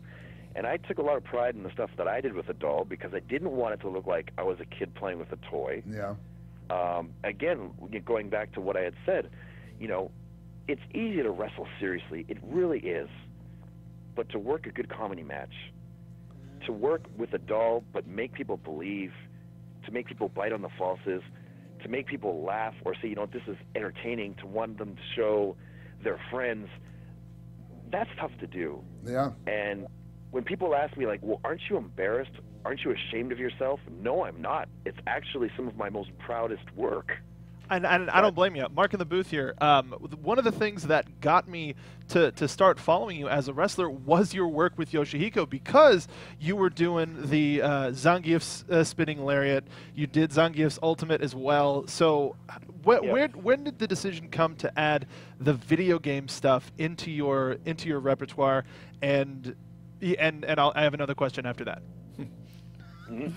Well, I actually started doing the Hadouken locally here in Winnipeg, and at no point was it ever like, okay, I was throwing an invisible fireball. It was always like a palm strike, which is an actual legit maneuver, but I guess doing it was sort of like a rebirth of Kenny Omega, because I started doing it after I came back from developmental, and I was sort of wondering, you know, where do I go from here? Do I even continue with wrestling? What is it that I want to do with it if I continue? And then I made the decision that I'm going to be myself. Instead of stressing about all these characters that I thought of and drew up and suggested to, you know, WWE office and Bill DeMott, which weren't really me. They were just ideas that I thought might make the company money. I'm just going to be myself, try to have fun with it, and if people don't like me, well, then they don't like me, and then I'll just disappear, and then it's over. You know what I mean?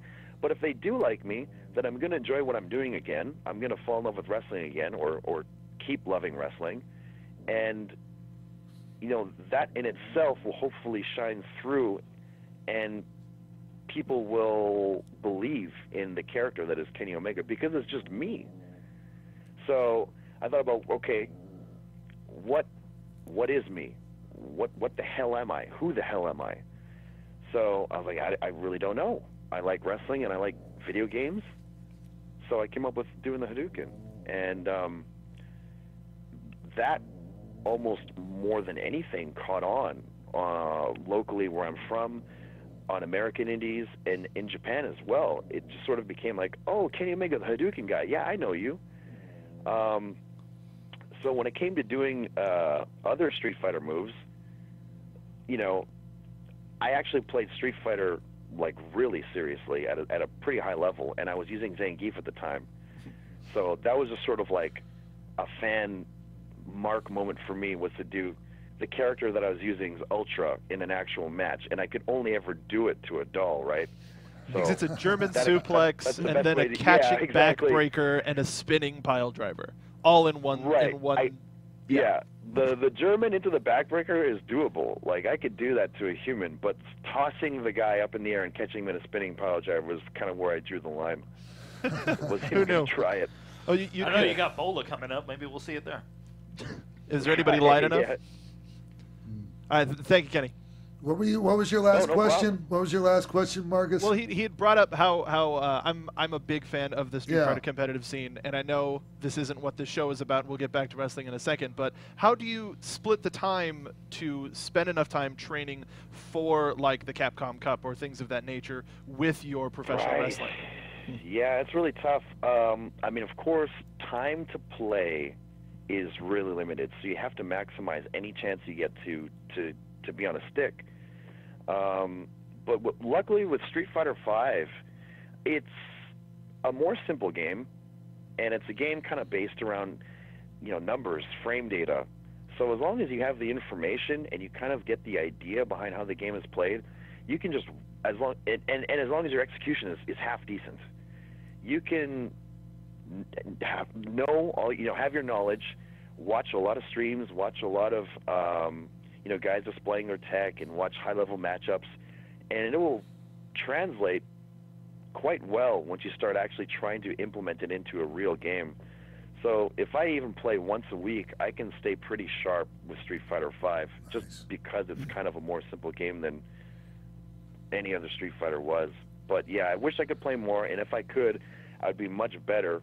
But at this point, I'm just happy that I can meet up with a lot of the better players and actually play some pretty fun casual sets of them and not be completely embarrassed.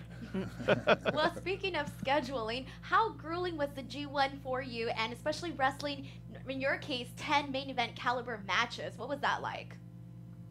Yeah, I mean, it's a tough one, and I was anxious for this year's tournament because I wasn't sure what my story going into the tournament would be, what the outcome would be. We're pretty much kept in the dark until the very end.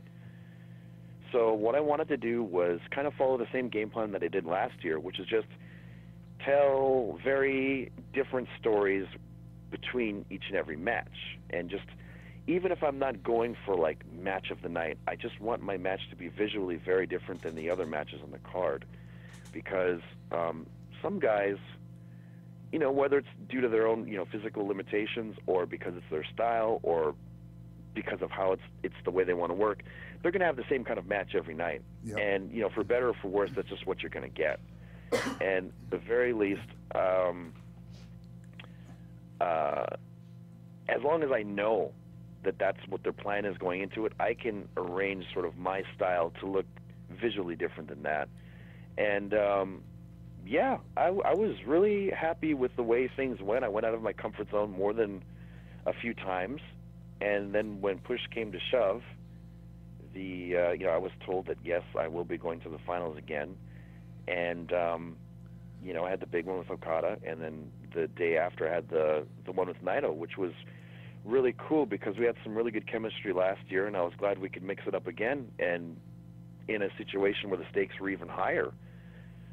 So, yeah, we were tired and beat up and all that, but, I had kind of saved enough in the tank to push myself to the place I had to go to for those last two.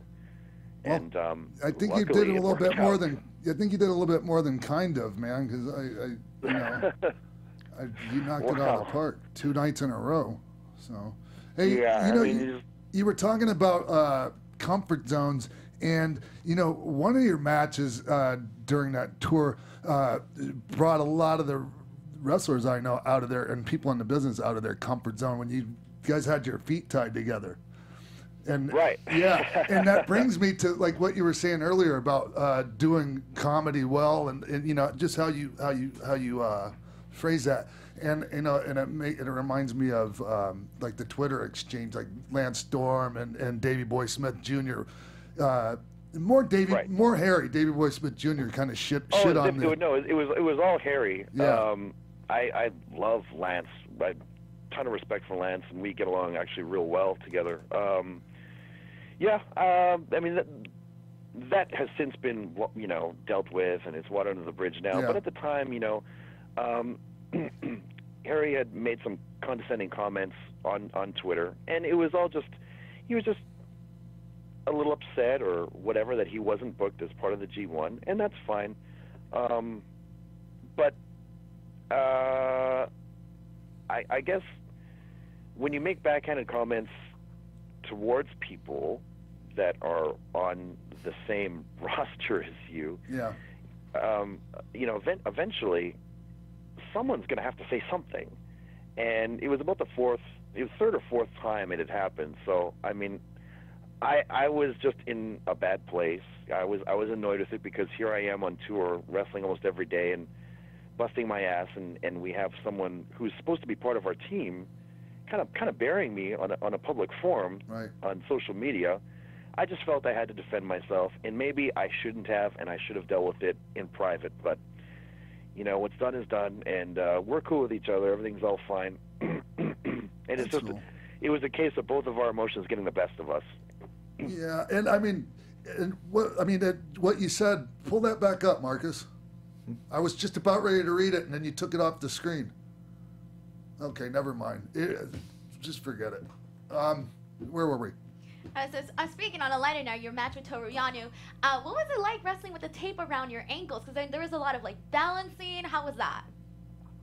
Yeah, surprisingly more difficult than I thought it would be. I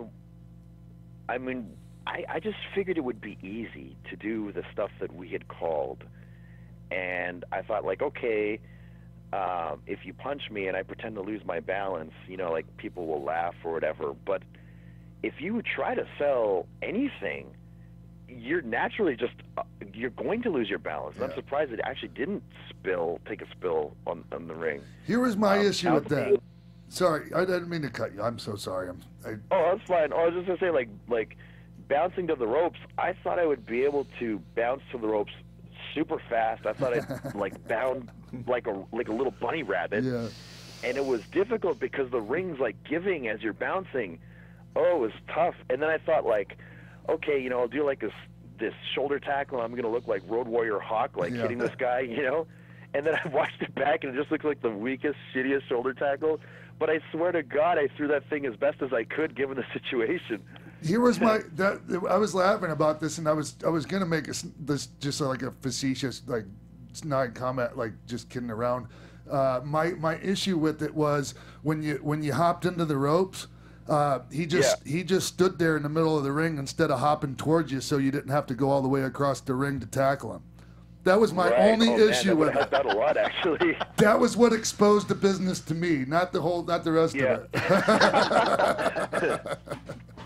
it. Kenny, while we're talking about the grueling schedule, how I know that New Japan and Japanese wrestling in general, you work a very demanding style, especially when you're on television.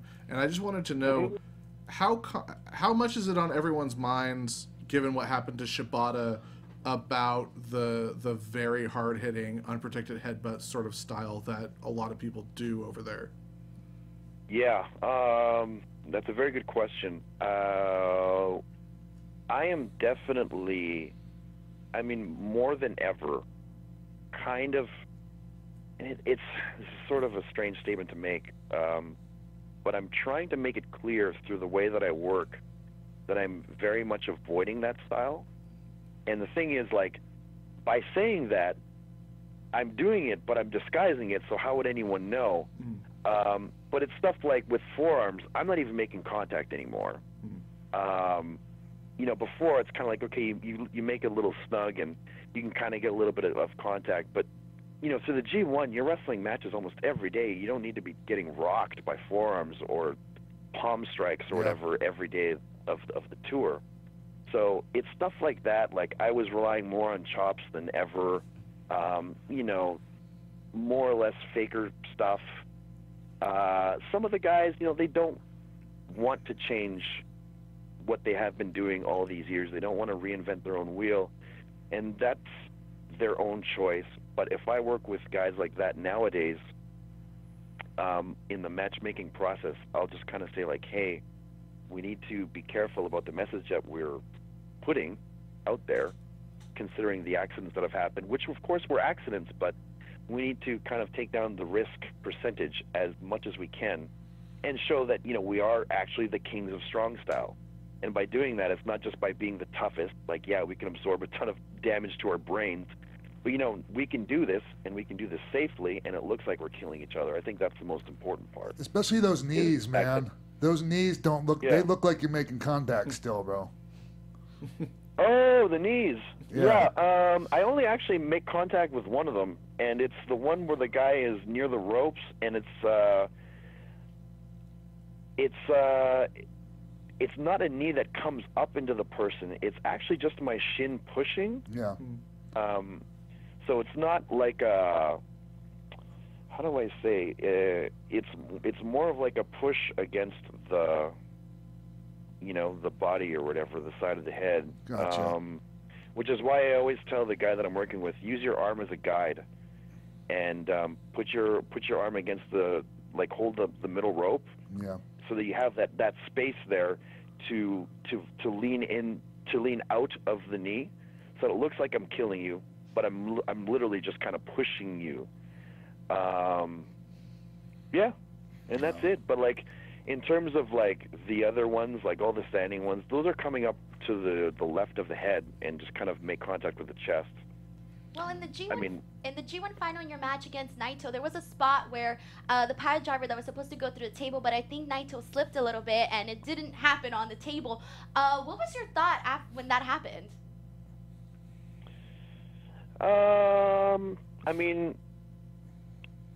He pile drove me off the table, and when it happened, I heard the gasps from the crowd, and I was right beside the Japanese commentary table. And I heard the commentary table saying, "Oh, I think he scraped his head in the corner of our table." So I thought, "Oh, that's cool. I can roll with that." So I sold it like I was possibly sliced open on the top of my head from the table. Japanese tables are the hardest tables of all time to Exactly. break. Yeah. So it was very believable that something went wrong. Oh my God. And he's really good. None of his moves are dangerous whatsoever. I was completely fine with it. I just sold it like I was cut open and needed stitches. Well, in this match, there was a very scary moment where he looks like he's going for a superplex on you, and you lean forward but kind of lose your balance, and you almost DDT him on the ring post. What was the reaction during that match of that whole situation going on? Yeah, so again, that was a situation where it was supposed to happen, not supposed to happen at that timing. I was getting ready to do it, and I had slipped.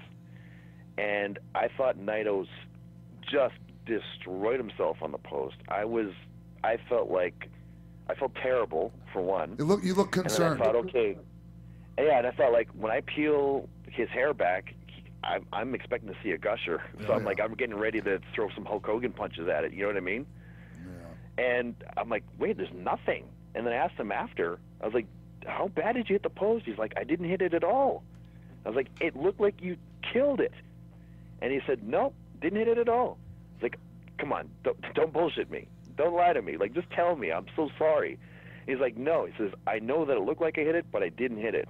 I was like, wow. Well, thank goodness. And that was that. I liked your Naito match as much as I did the Okada match the night before, which was amazing.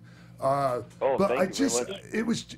There's just something about Naito's his whole persona, everything, the whole package, and I really thought you guys had incredible chemistry as well.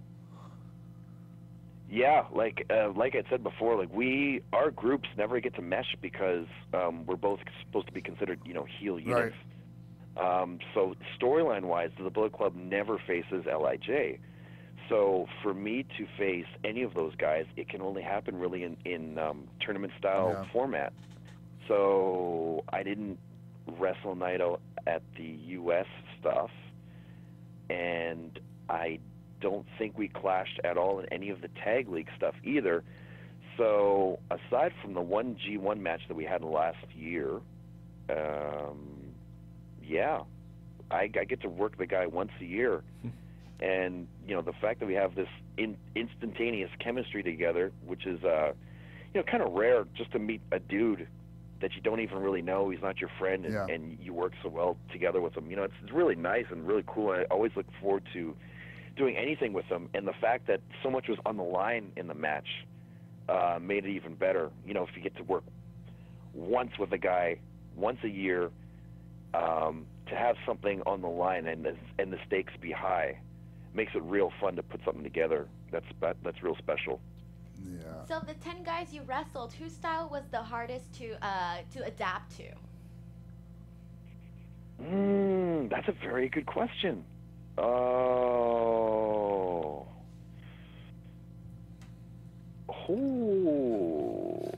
Denise over here bringing the fire. I had to know. All these trick questions, loaded questions. I was most worried actually before the Tamatonga match because I really wanted there to be a reason for us to fight, and I was worried going into it that there wouldn't be a reason. And I know that the bookers and everyone expects us to take each other's heads off, but why would we? You know, we're part of the same group. We're supposed to be friends. We're supposed to be brothers.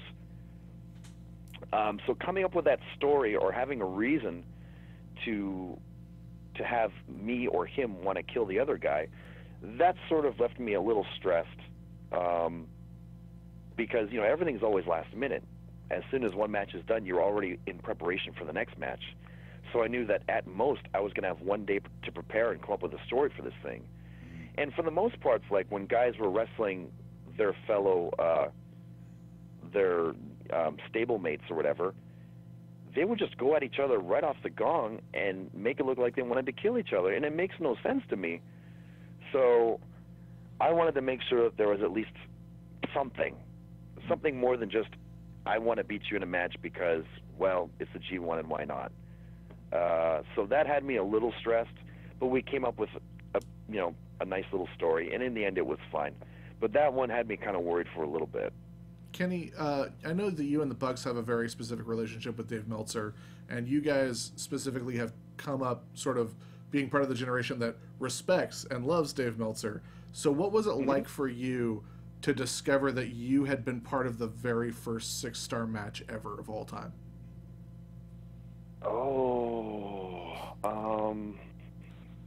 I mean, I remember that we had a show the day after Tokyo Dome, and I was actually at the venue and getting ready for my match, and it was just like a fun little 10-man tag, and Scott Norton was in it, which was like real cool, super fun to work with him. Awesome. So I was just happy. I was happy that the Tokyo Dome main was over, went off without a hitch. You know, it seemed that the reviews, I mean, you know, from the live crowd and the live audience and from, you know, my followers on Twitter and stuff were saying some real nice comments and giving me positive feedback. So I was kind of on an emotional high. And then to segue from that into being able to work with Scott Norton was just real cool. Oh, wow, yeah. So I was just having a gay old time. And then someone had said, like, hey, Meltz just gave you the first ever 6-star match. And I'm like, haha, yeah, right, whatever. Because, I mean, like, you know, it's a 5-star scale, right? Like, you'd think it'd have to be something really special. And he's like, no, like, look, it's right here. So I was actually getting ready to go out, and this dude or whatever passes me a cell phone, and it had the write-up with the 6 stars on it, and I was like, if this isn't a typo, that's pretty damn cool. And then, you know, did the match, had some fun, and came back, and everyone, you know, was congratulating me on Twitter for the 6-star match, and I was like, wow, this is like a real thing. I remember and then I Meltzer. was like, okay, cool. It's like, I hope I never have to work with this guy ever again because expectations are way too high now. Well, then you followed it again. Yeah. And then like I think it was the next month or the next tour that I did for New Japan. They're like, we need like a guaranteed sellout, so we got to go back to that match already. And I was like, oh no. Like what? I was like, this is like. It was at a point where it's like, is a 5-star match considered like a letdown at this point? Yeah.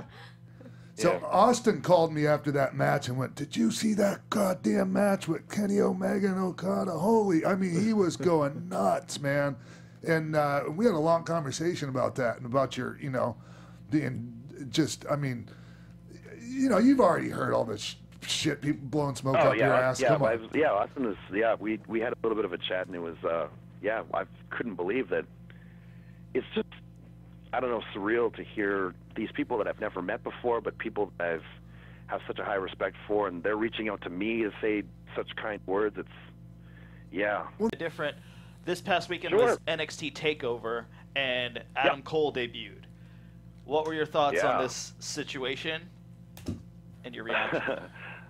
Are we speaking in terms of being the elite storylines, or the feelings? Let's do it as the elite, and then as Kenny, friend of Adam, Kenny. Well, well, I guess first of all, I mean, this is a man that was supposed to be dead, so there must be some sort of strange black magic going on behind the scenes, something beyond my knowledge. But we're gonna get to the bottom of this, and you can be rest assured that there will be answers, and we're going to get to the bottom of as to why Adam Cole is still alive and breathing. Because, as far to our knowledge, I mean, he was poisoned and he was dead, and that was proven on the show. So, how was it that he was resurrected? Ask Aleister Black. Might have something. It will be addressed in future episodes of being the elite. Don't you worry. Yes, we can't let sleeping dogs lie, as the saying goes. So, yeah, the Adam Cole story does continue, and there will be repercussions in the future. So just circling. But yes, and as the friend of Adam Cole, I'm not sure as to what I can say or cannot say, but I know there was difficulty with that situation, and I'm just happy as a friend of his that he is finally able to freely make his television debut, and I'm guessing that from here on in he's going to be a permanent fixture. And I know that more than a few fellows have had some difficulty making their debuts there, and I'm just really happy that that's all cleared up. And I'm hoping that from here on in it's smooth sailing, and that they can show why they are some of the best talents in the world. Difficulty. And by the looks of it, they're. Oh, sorry. Go ahead. I was gonna say difficulty as far as what, as like keeping their name and their character and their persona, or contracts with another company. What do you mean by that? Oh no. Yeah. I mean, just from what I understand, their debuts were supposed to have been made earlier in the year, but complications had prevented that. And as a friend of theirs and a supporter, I just had worried that maybe things could go really bad and that they wouldn't make their debut at all. But it appears that everything's smoothed over, and here they are on TV. So it's good. All that stuff has gone away, and they are, I would assume, are about to do some real big and cool things for NXT. Hey, Kenny, I was... Yeah. This is going backwards a little bit, but I want to talk about the G1 special here in the States and your matches, man, because... Sure. The match with Elgin was great. Great match first night. And then I'm going to skip to the second match, your match with Ishii. Because I heard you talk about wanting to work with Ishii, I think on the Jim Ross podcast. And maybe you hadn't worked with him yet. And you were absolutely right about, your thoughts on working with him coming up. And watching that match, man, noticing all the little details paid attention to. And not just that match, but all your matches. The psychology, it's, some people go, oh, I don't like this psychology, or, they don't have psychology. No, it's a different psychology. It's a different one, and it's great. And like the one thing like that really stood out to me, and I don't know why, is when you were trying to German him off the apron onto the table, and like you got his grip loose, and then he gripped it with his teeth. Was that your idea? Oh yeah. I mean, yeah, little things like that. Yeah. Yeah. He was a stone pit bull, right? And I can't take full credit for it because I'd actually seen, I don't remember how far back it was, but I had seen Shibata do it to escape a submission hold where he was completely tied up, and he ended up breaking the ropes by kind of army crawling to the ropes, like on his chest or whatever, and biting it. So I thought, man, wouldn't that be cool if that was the reason why I couldn't dragon suplex this guy off the apron, which is a move that no one would normally believe is going to happen anyway. Right. And if I actually did do it, people would say I was, one of the most dangerous workers in all of the world. Yeah. So, I mean, I wanted to toss that monkey wrench in to show that, wait a minute, what's even going to stop him from going now? Mm-hmm. And then, the bite. And then when we actually did go, I wanted to prove that I could do it safely, just as.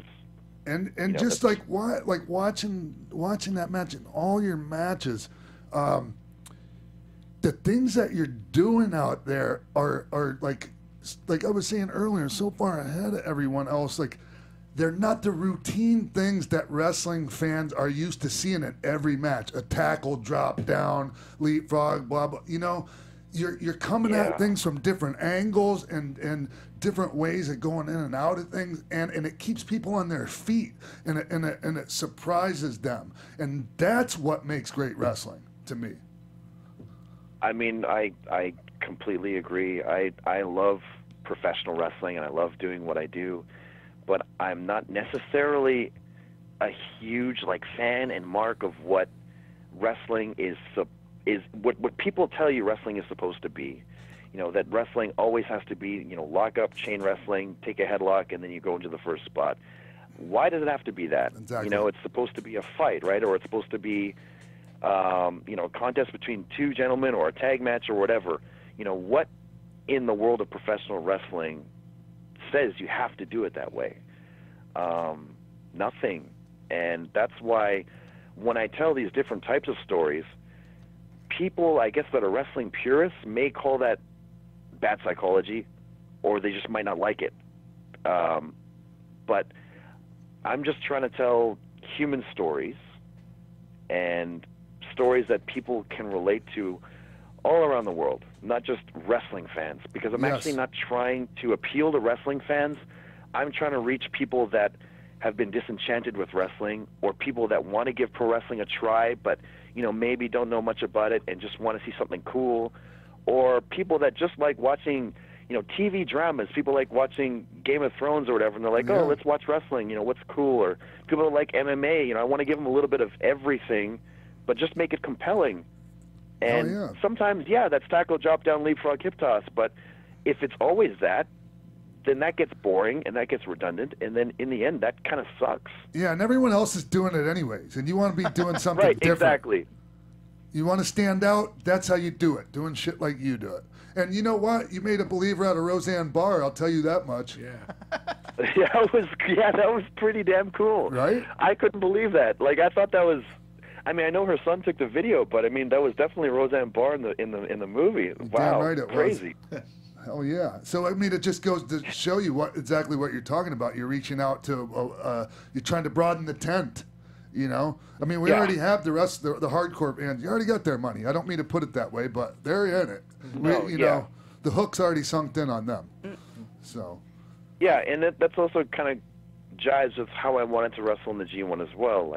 There's a certain type of style you're going to get plenty of in the G1, and I didn't want to contribute more to that certain kind of style, because then everything just blends in with each other, and you're watching 5 singles matches a day that all look the same. Yes. And I just wanted to be at least the one match that's going to look a little different, for better or for worse. Even if it was, maybe you were more excited with 2 other guys that were just killing each other and doing everything under the sun. At the very least, maybe there's something fun or funny or entertaining that you took away from my match. Yeah. If that was the case, then I was a happy camper. The thing is, and that's why I called the Ishii, or that's why I called the Yano match the way I did too. It's like, if the guy's character is comedy, there's no reason to half-ass it. You might as well just take it to another dimension already, and really reach out to the people that aren't familiar with what's going on. That to me was kind of like an opportunity to reach out for new fans, to get more product, just get the product name out there. I mean, I've heard the negative criticisms. It doesn't belong in the G1 or whatever. I embarrassed myself and my opponent and the industry, et cetera, et cetera. How can anyone tell you embarrassed yourself? Did you feel embarrassed? No, not then at all. Then what the F are they talking about? No, but I mean, this is what people, you know, I'm just talking about the negative backlash that I've received. You know, for me, it was just product awareness. Like, people think now that, you know, because I'm in tight with Dave Meltzer or whatever, that I'm always wrestling for his rating scale. And I got a 1-star match, but it's one of the matches I'm most proud of in all my G1. Yeah. And that match, maybe up to that point, probably had more views and had more notoriety than all of the other matches on the G1 up to that point. Yeah. Again, for better or for worse. Like, no, I don't want the G1 to be known as that. Of course not. But if it's kind of the gateway drug to showing all the awesome guys that we have in New Japan that are, you know, busting their butts, and then they remember me as that guy in that match, and they're seeing me bust my butt against a guy like Okada or Naito, then I think it's mission accomplished. Nice. I want to talk to, but we talked a lot about what you're doing in the ring, and like, you know, all the groundbreaking stuff. But like, okay, the way you're conducting business out of the ring too, with the elite and all that, and making your own group within a group, like Scott and Keven and I did with the Wolfpack when we were in NWO. It reminds me of that a bit. Although you guys seem to have taken it to another level in your own ways and made it your own, which is cool. But I get the impression that you're kind of calling your own shots when it comes to the direction of the elite. Whether, you know, I mean, are you? Is that the case? Yeah. I mean, it's definitely the case. In terms of Bullet Club, you know, of course, that's an intellectual property owned by New Japan, and kind of what they say is the law. That's what goes. And you know, the elite at first was kind of just a joke. You know, we had sort of the Young Bucks and I, and actually AJ even at the time, because he was with New Japan at the time. We would always joke around, like, for example, we'd be calling a match, and you know, a guy would give a deer headlights look, and we'd just joke around like, "Oh, you're not elite, so that's why you don't understand." And then when AJ had announced that he was leaving and he was doing his last match, and we did the double cross and AJ in the ring, we thought, like, maybe let's run with this elite thing now, because, you know, on the road, the Bucks and I, we're always together, we're always hanging out. You know, when I do take outside bookings with the Indies, I'm always going to try to get on the same shows as the Bucks. And, you know, the other Bullet Club guys, you know, they just sort of do the Bullet Club stuff in Japan. So we had sort of felt that we're the ambassadors for Bullet Club outside of Japan anyway. Yeah. And then from there, you know, Bucks had signed a contract with Ring of Honor. I was signed full-time with New Japan. And we had realized that because we're sort of apart from each other, more often than not, we'd wanted to come up with a way to give back to fans that weren't seeing us team as the elite as often as we'd like. So Nick actually came up with this idea to do Being the Elite, which was supposed to be kind of like an inside look as to our lives on the road or before and after matches. And it was just straight up like, you know, this is our travel schedule, we're headed to the building, this is the match, this is after the match, and then it was a done deal. And in between all that, we would make stupid comedy skits that we would upload anyway. And then in the end, those sort of blended together into the actual Being the Elite episodes, and now we have an actual storylines within the real life before and after match happenings, and that became Being the Elite. And now we have kind of like, we have the Elite, which is myself, Nick, and Matt, and then we have kind of Being the Elite, the cast, which is like myself, Nick, Matt, Marty, Cody, you know, the kind of like the guys that are appearing more often than not on the episodes. Sure. And yeah, like that sort of, people wanted merchandise at that point, so we made elite merchandise. Then once that took off. Any heat with the office or the other boys over kind of like some people might consider going into business for yourselves with that? No. I mean, they were happy. I mean, ROH was happy, and New Japan had asked us if we were interested in selling the name. Of course. Or just giving them the name. You know, whichever one's better. And we had just said no. We kind of want it to be our own thing if it's cool with you guys. So they said that's fine. And you know, when we do six-mans and stuff, we have like our own like elite screen or whatever. Like we have our own like I don't know what you'd call that, a Titantron, if you will. Sure. So like, you know, they do call us the elite on all the pamphlets and all that. So like they do recognize that we are doing our own thing, kind of. And if God forbid, like the Bullet Club itself overall gets too watered down, you've insulated yourselves from that. Definitely, yeah. And that's sort of another thing too. Like there was a time when we were just adding everyone under the sun. Like, okay, if there's a foreigner that comes to New Japan, oh, Bullet Club, you're Bullet Club for sure. And it was never really supposed to be that. Like it was always supposed to kind of be, you know, dudes that were actual real friends in real life. Yeah.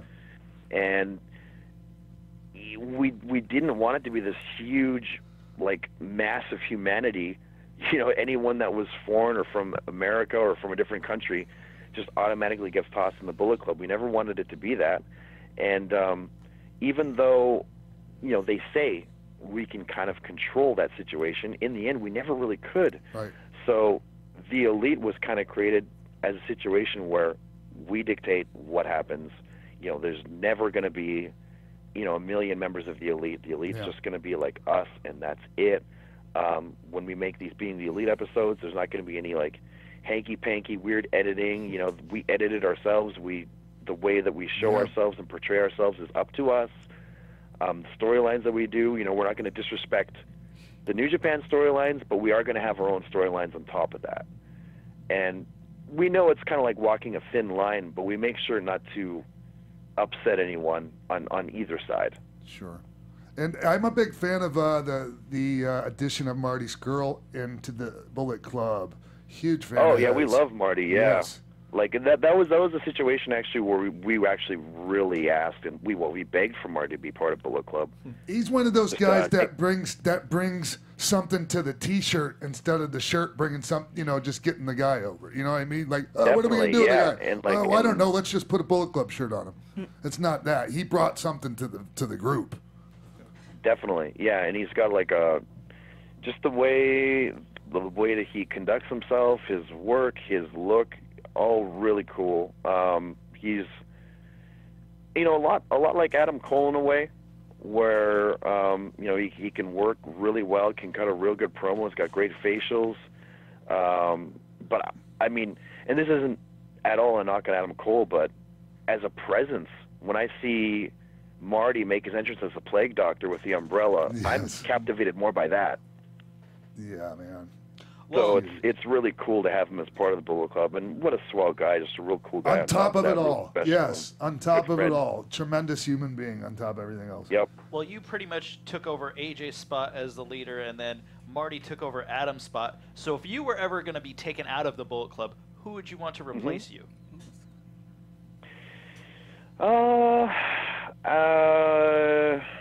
I mean, see, this is already kind of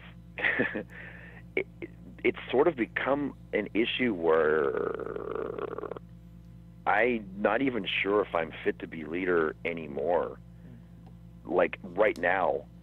And that is just because it's to a degree in Japan where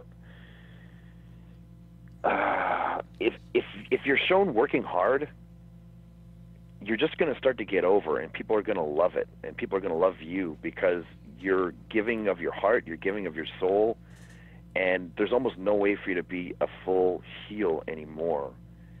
And that's sort of the situation I've fallen in, being in every big show main event since Wrestle Kingdom this year. And there's really nothing I could do aside from purposely not try, you know what I mean? So I honestly feel that even though in America, the Bullet Club presence is really, it's almost like a babyface entity. People love repping the Bullet Club. They love throwing up the two sweets. But in Japan, a lot of bootleg merch out there. Now you know you made it.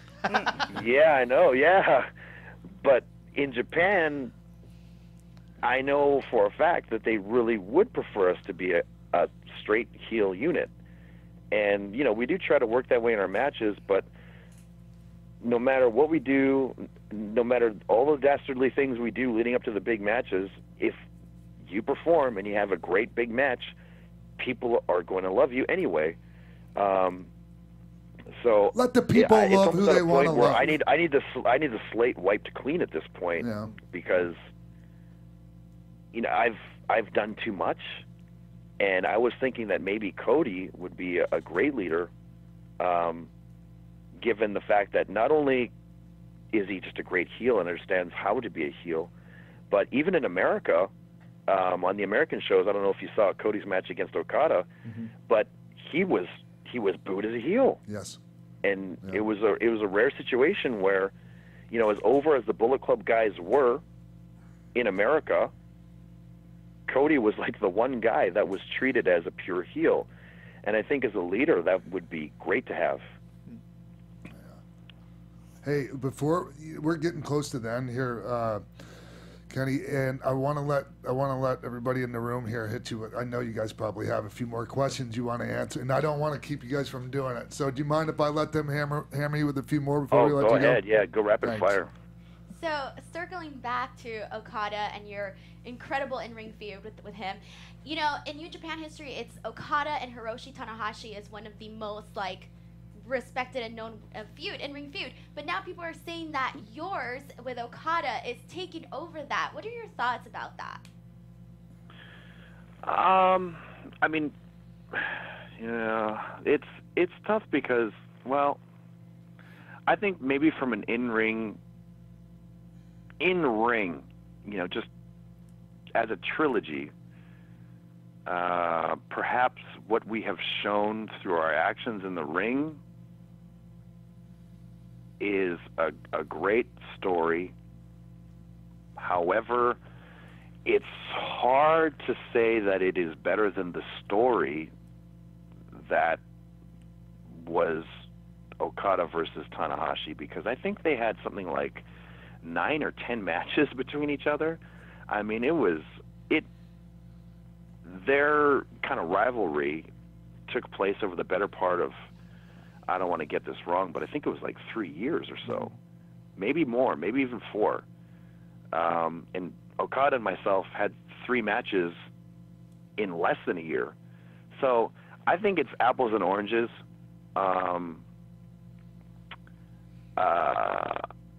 If people prefer our trilogy to, that the history between the passing of the torch of Tanahashi to Okada, I'm thankful for that. I mean, I've tried my best just to have the best performances I could. But I definitely wouldn't feel slighted if people said that, Tanahashi as like the 10-year ace of the company passing the torch to Okada was the better story, because I mean it was definitely an emotional story arc for the company, and they don't really change aces of the company too often. They ride someone damn right into the ground. Yeah, they really do.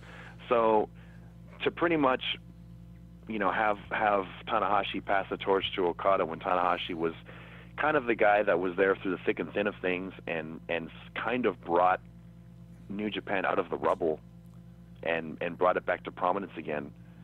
That's a huge thing. Props to Tanahashi for doing business like that too. A lot of guys back in the old days in New Japan wouldn't have, like a Choshu, or that's why Choshu ended up with the Maeda's foot and chicken shit thing Maeda did, but it was over resentment of guys being held back.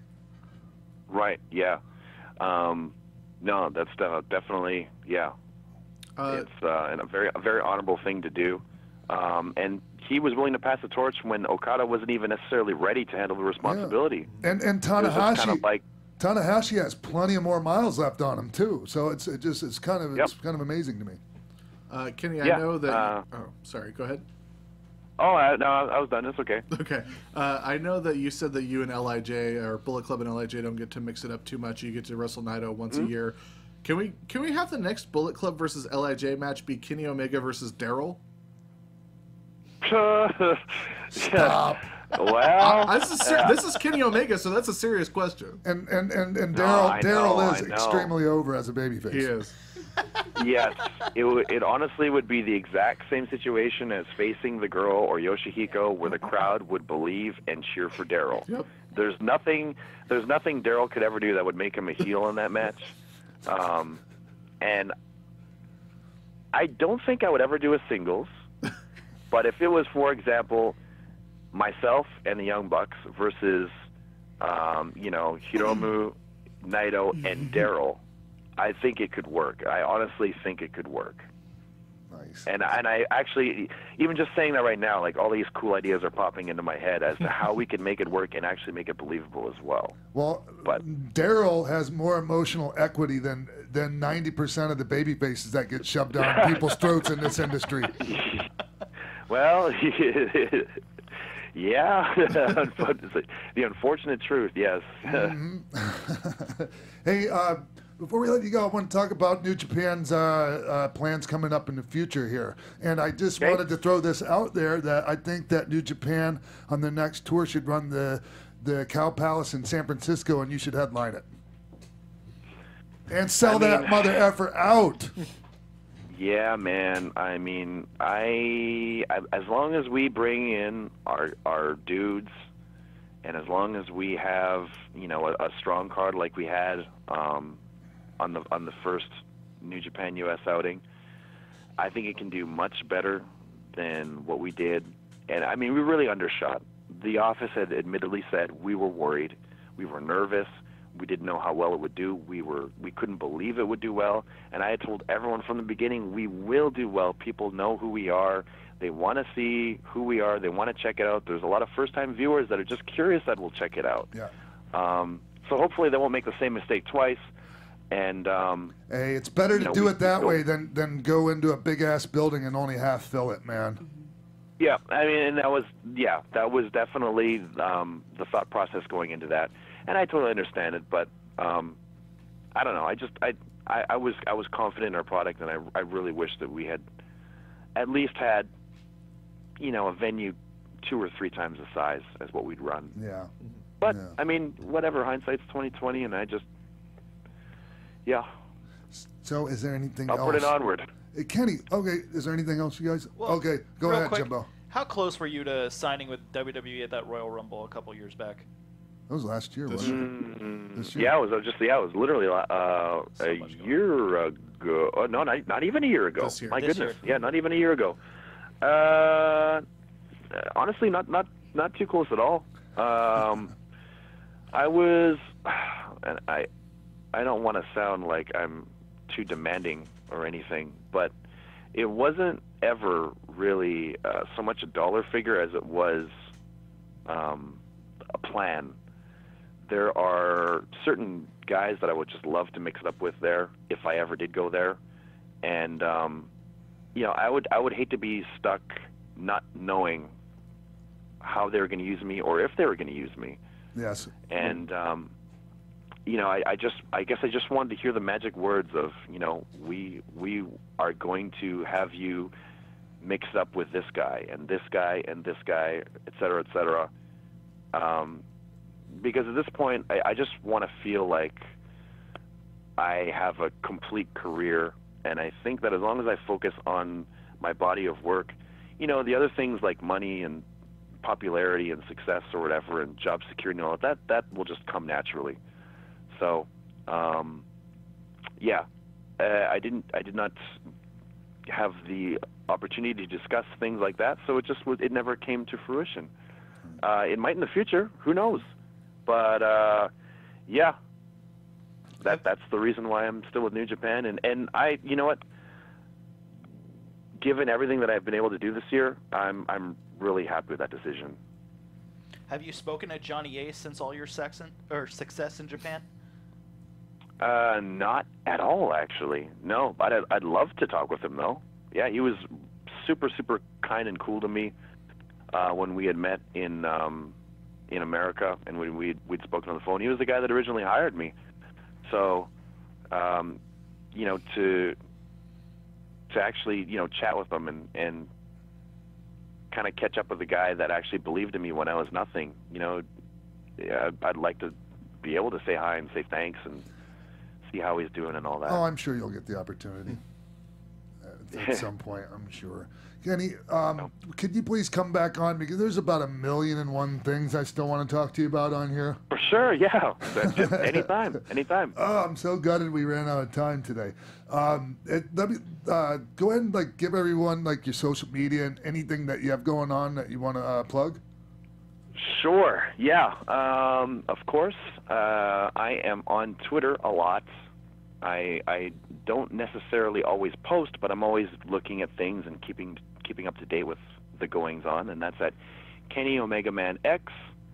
So once again, that's at Kenny Omega Man X on Twitter. I and the Young Bucks have the show on YouTube called Being the Elite. So please subscribe to the show. Watch it. I was on an episode of that. Hopefully like it. You don't have to pretend you like it. If you don't like it, then you don't like it. But if you like it, show us that you like it. Subscribe to the channel.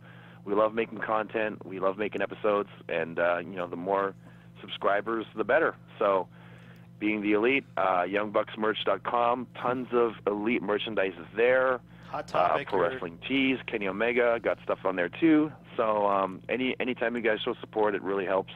So, your new exclusive Elite shirt at Hot Topic that just released.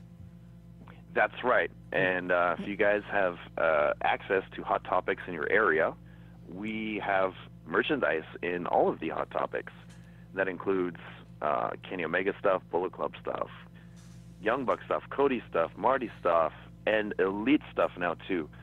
And there may be even more stuff in the future, but that remains to be seen. But we are really excited for the rest of the year and beyond, and it's going to be real cool moving forward. Nice. Kenny, you legitimately are, to me, arguably the top in-ring performer in wrestling right now. Mm-hmm. Some people might have a different taste of what they like, but in my opinion, you are, and I'm honored that you came on the show today, man, and that you gave us some of your time. And please come back on. Thank you very much. And yes, I 1,000% will. Whenever you guys want to have me. You're an amazing guest, man. Thank you so much, Kenny. Have an awesome day, all right, man. Thanks, guys. Too sweet. All right. Hoo-wee. Sweet, right? We're not taking a break after that. No. Yeah, that was fantastic, and thank you everybody for tuning in to X-Pac 12360. You can find me at the Real X-Pac on Twitter. Everybody do that thing real quick. Follow me on Twitter at Jimbo in the Booth. You guys can follow me on Instagram and Twitter at _Denise Salcedo. You can follow me on all social media at Sundown Motel. Check out uprocks.com and check out our With Spandex podcast. Episode 2 just released today, and it's got Sean X-Pac Waltman on it. So yes, give it a listen. You can follow me on everything at TK Trinidad. All right, everybody. See you right here next week. Easy for me to say. On X-Pac 12360. From executive producers Maria Menounos, Keven Undergaro, Phil Svitek, Sean Waltman, producers Jimbo Frank and TK Trinidad, managing producer of AfterBuzz TV Wrestling Mark Donica, and the entire X-Pac 12360 staff, we would like to thank you for tuning in. Like us on Facebook, rate and comment on iTunes and YouTube. Follow X-Pac on Twitter at TheRealXpac and email us at xpac12360show@gmail.com. This has been a presentation of the AfterBuzz TV Network. Buzz ya later!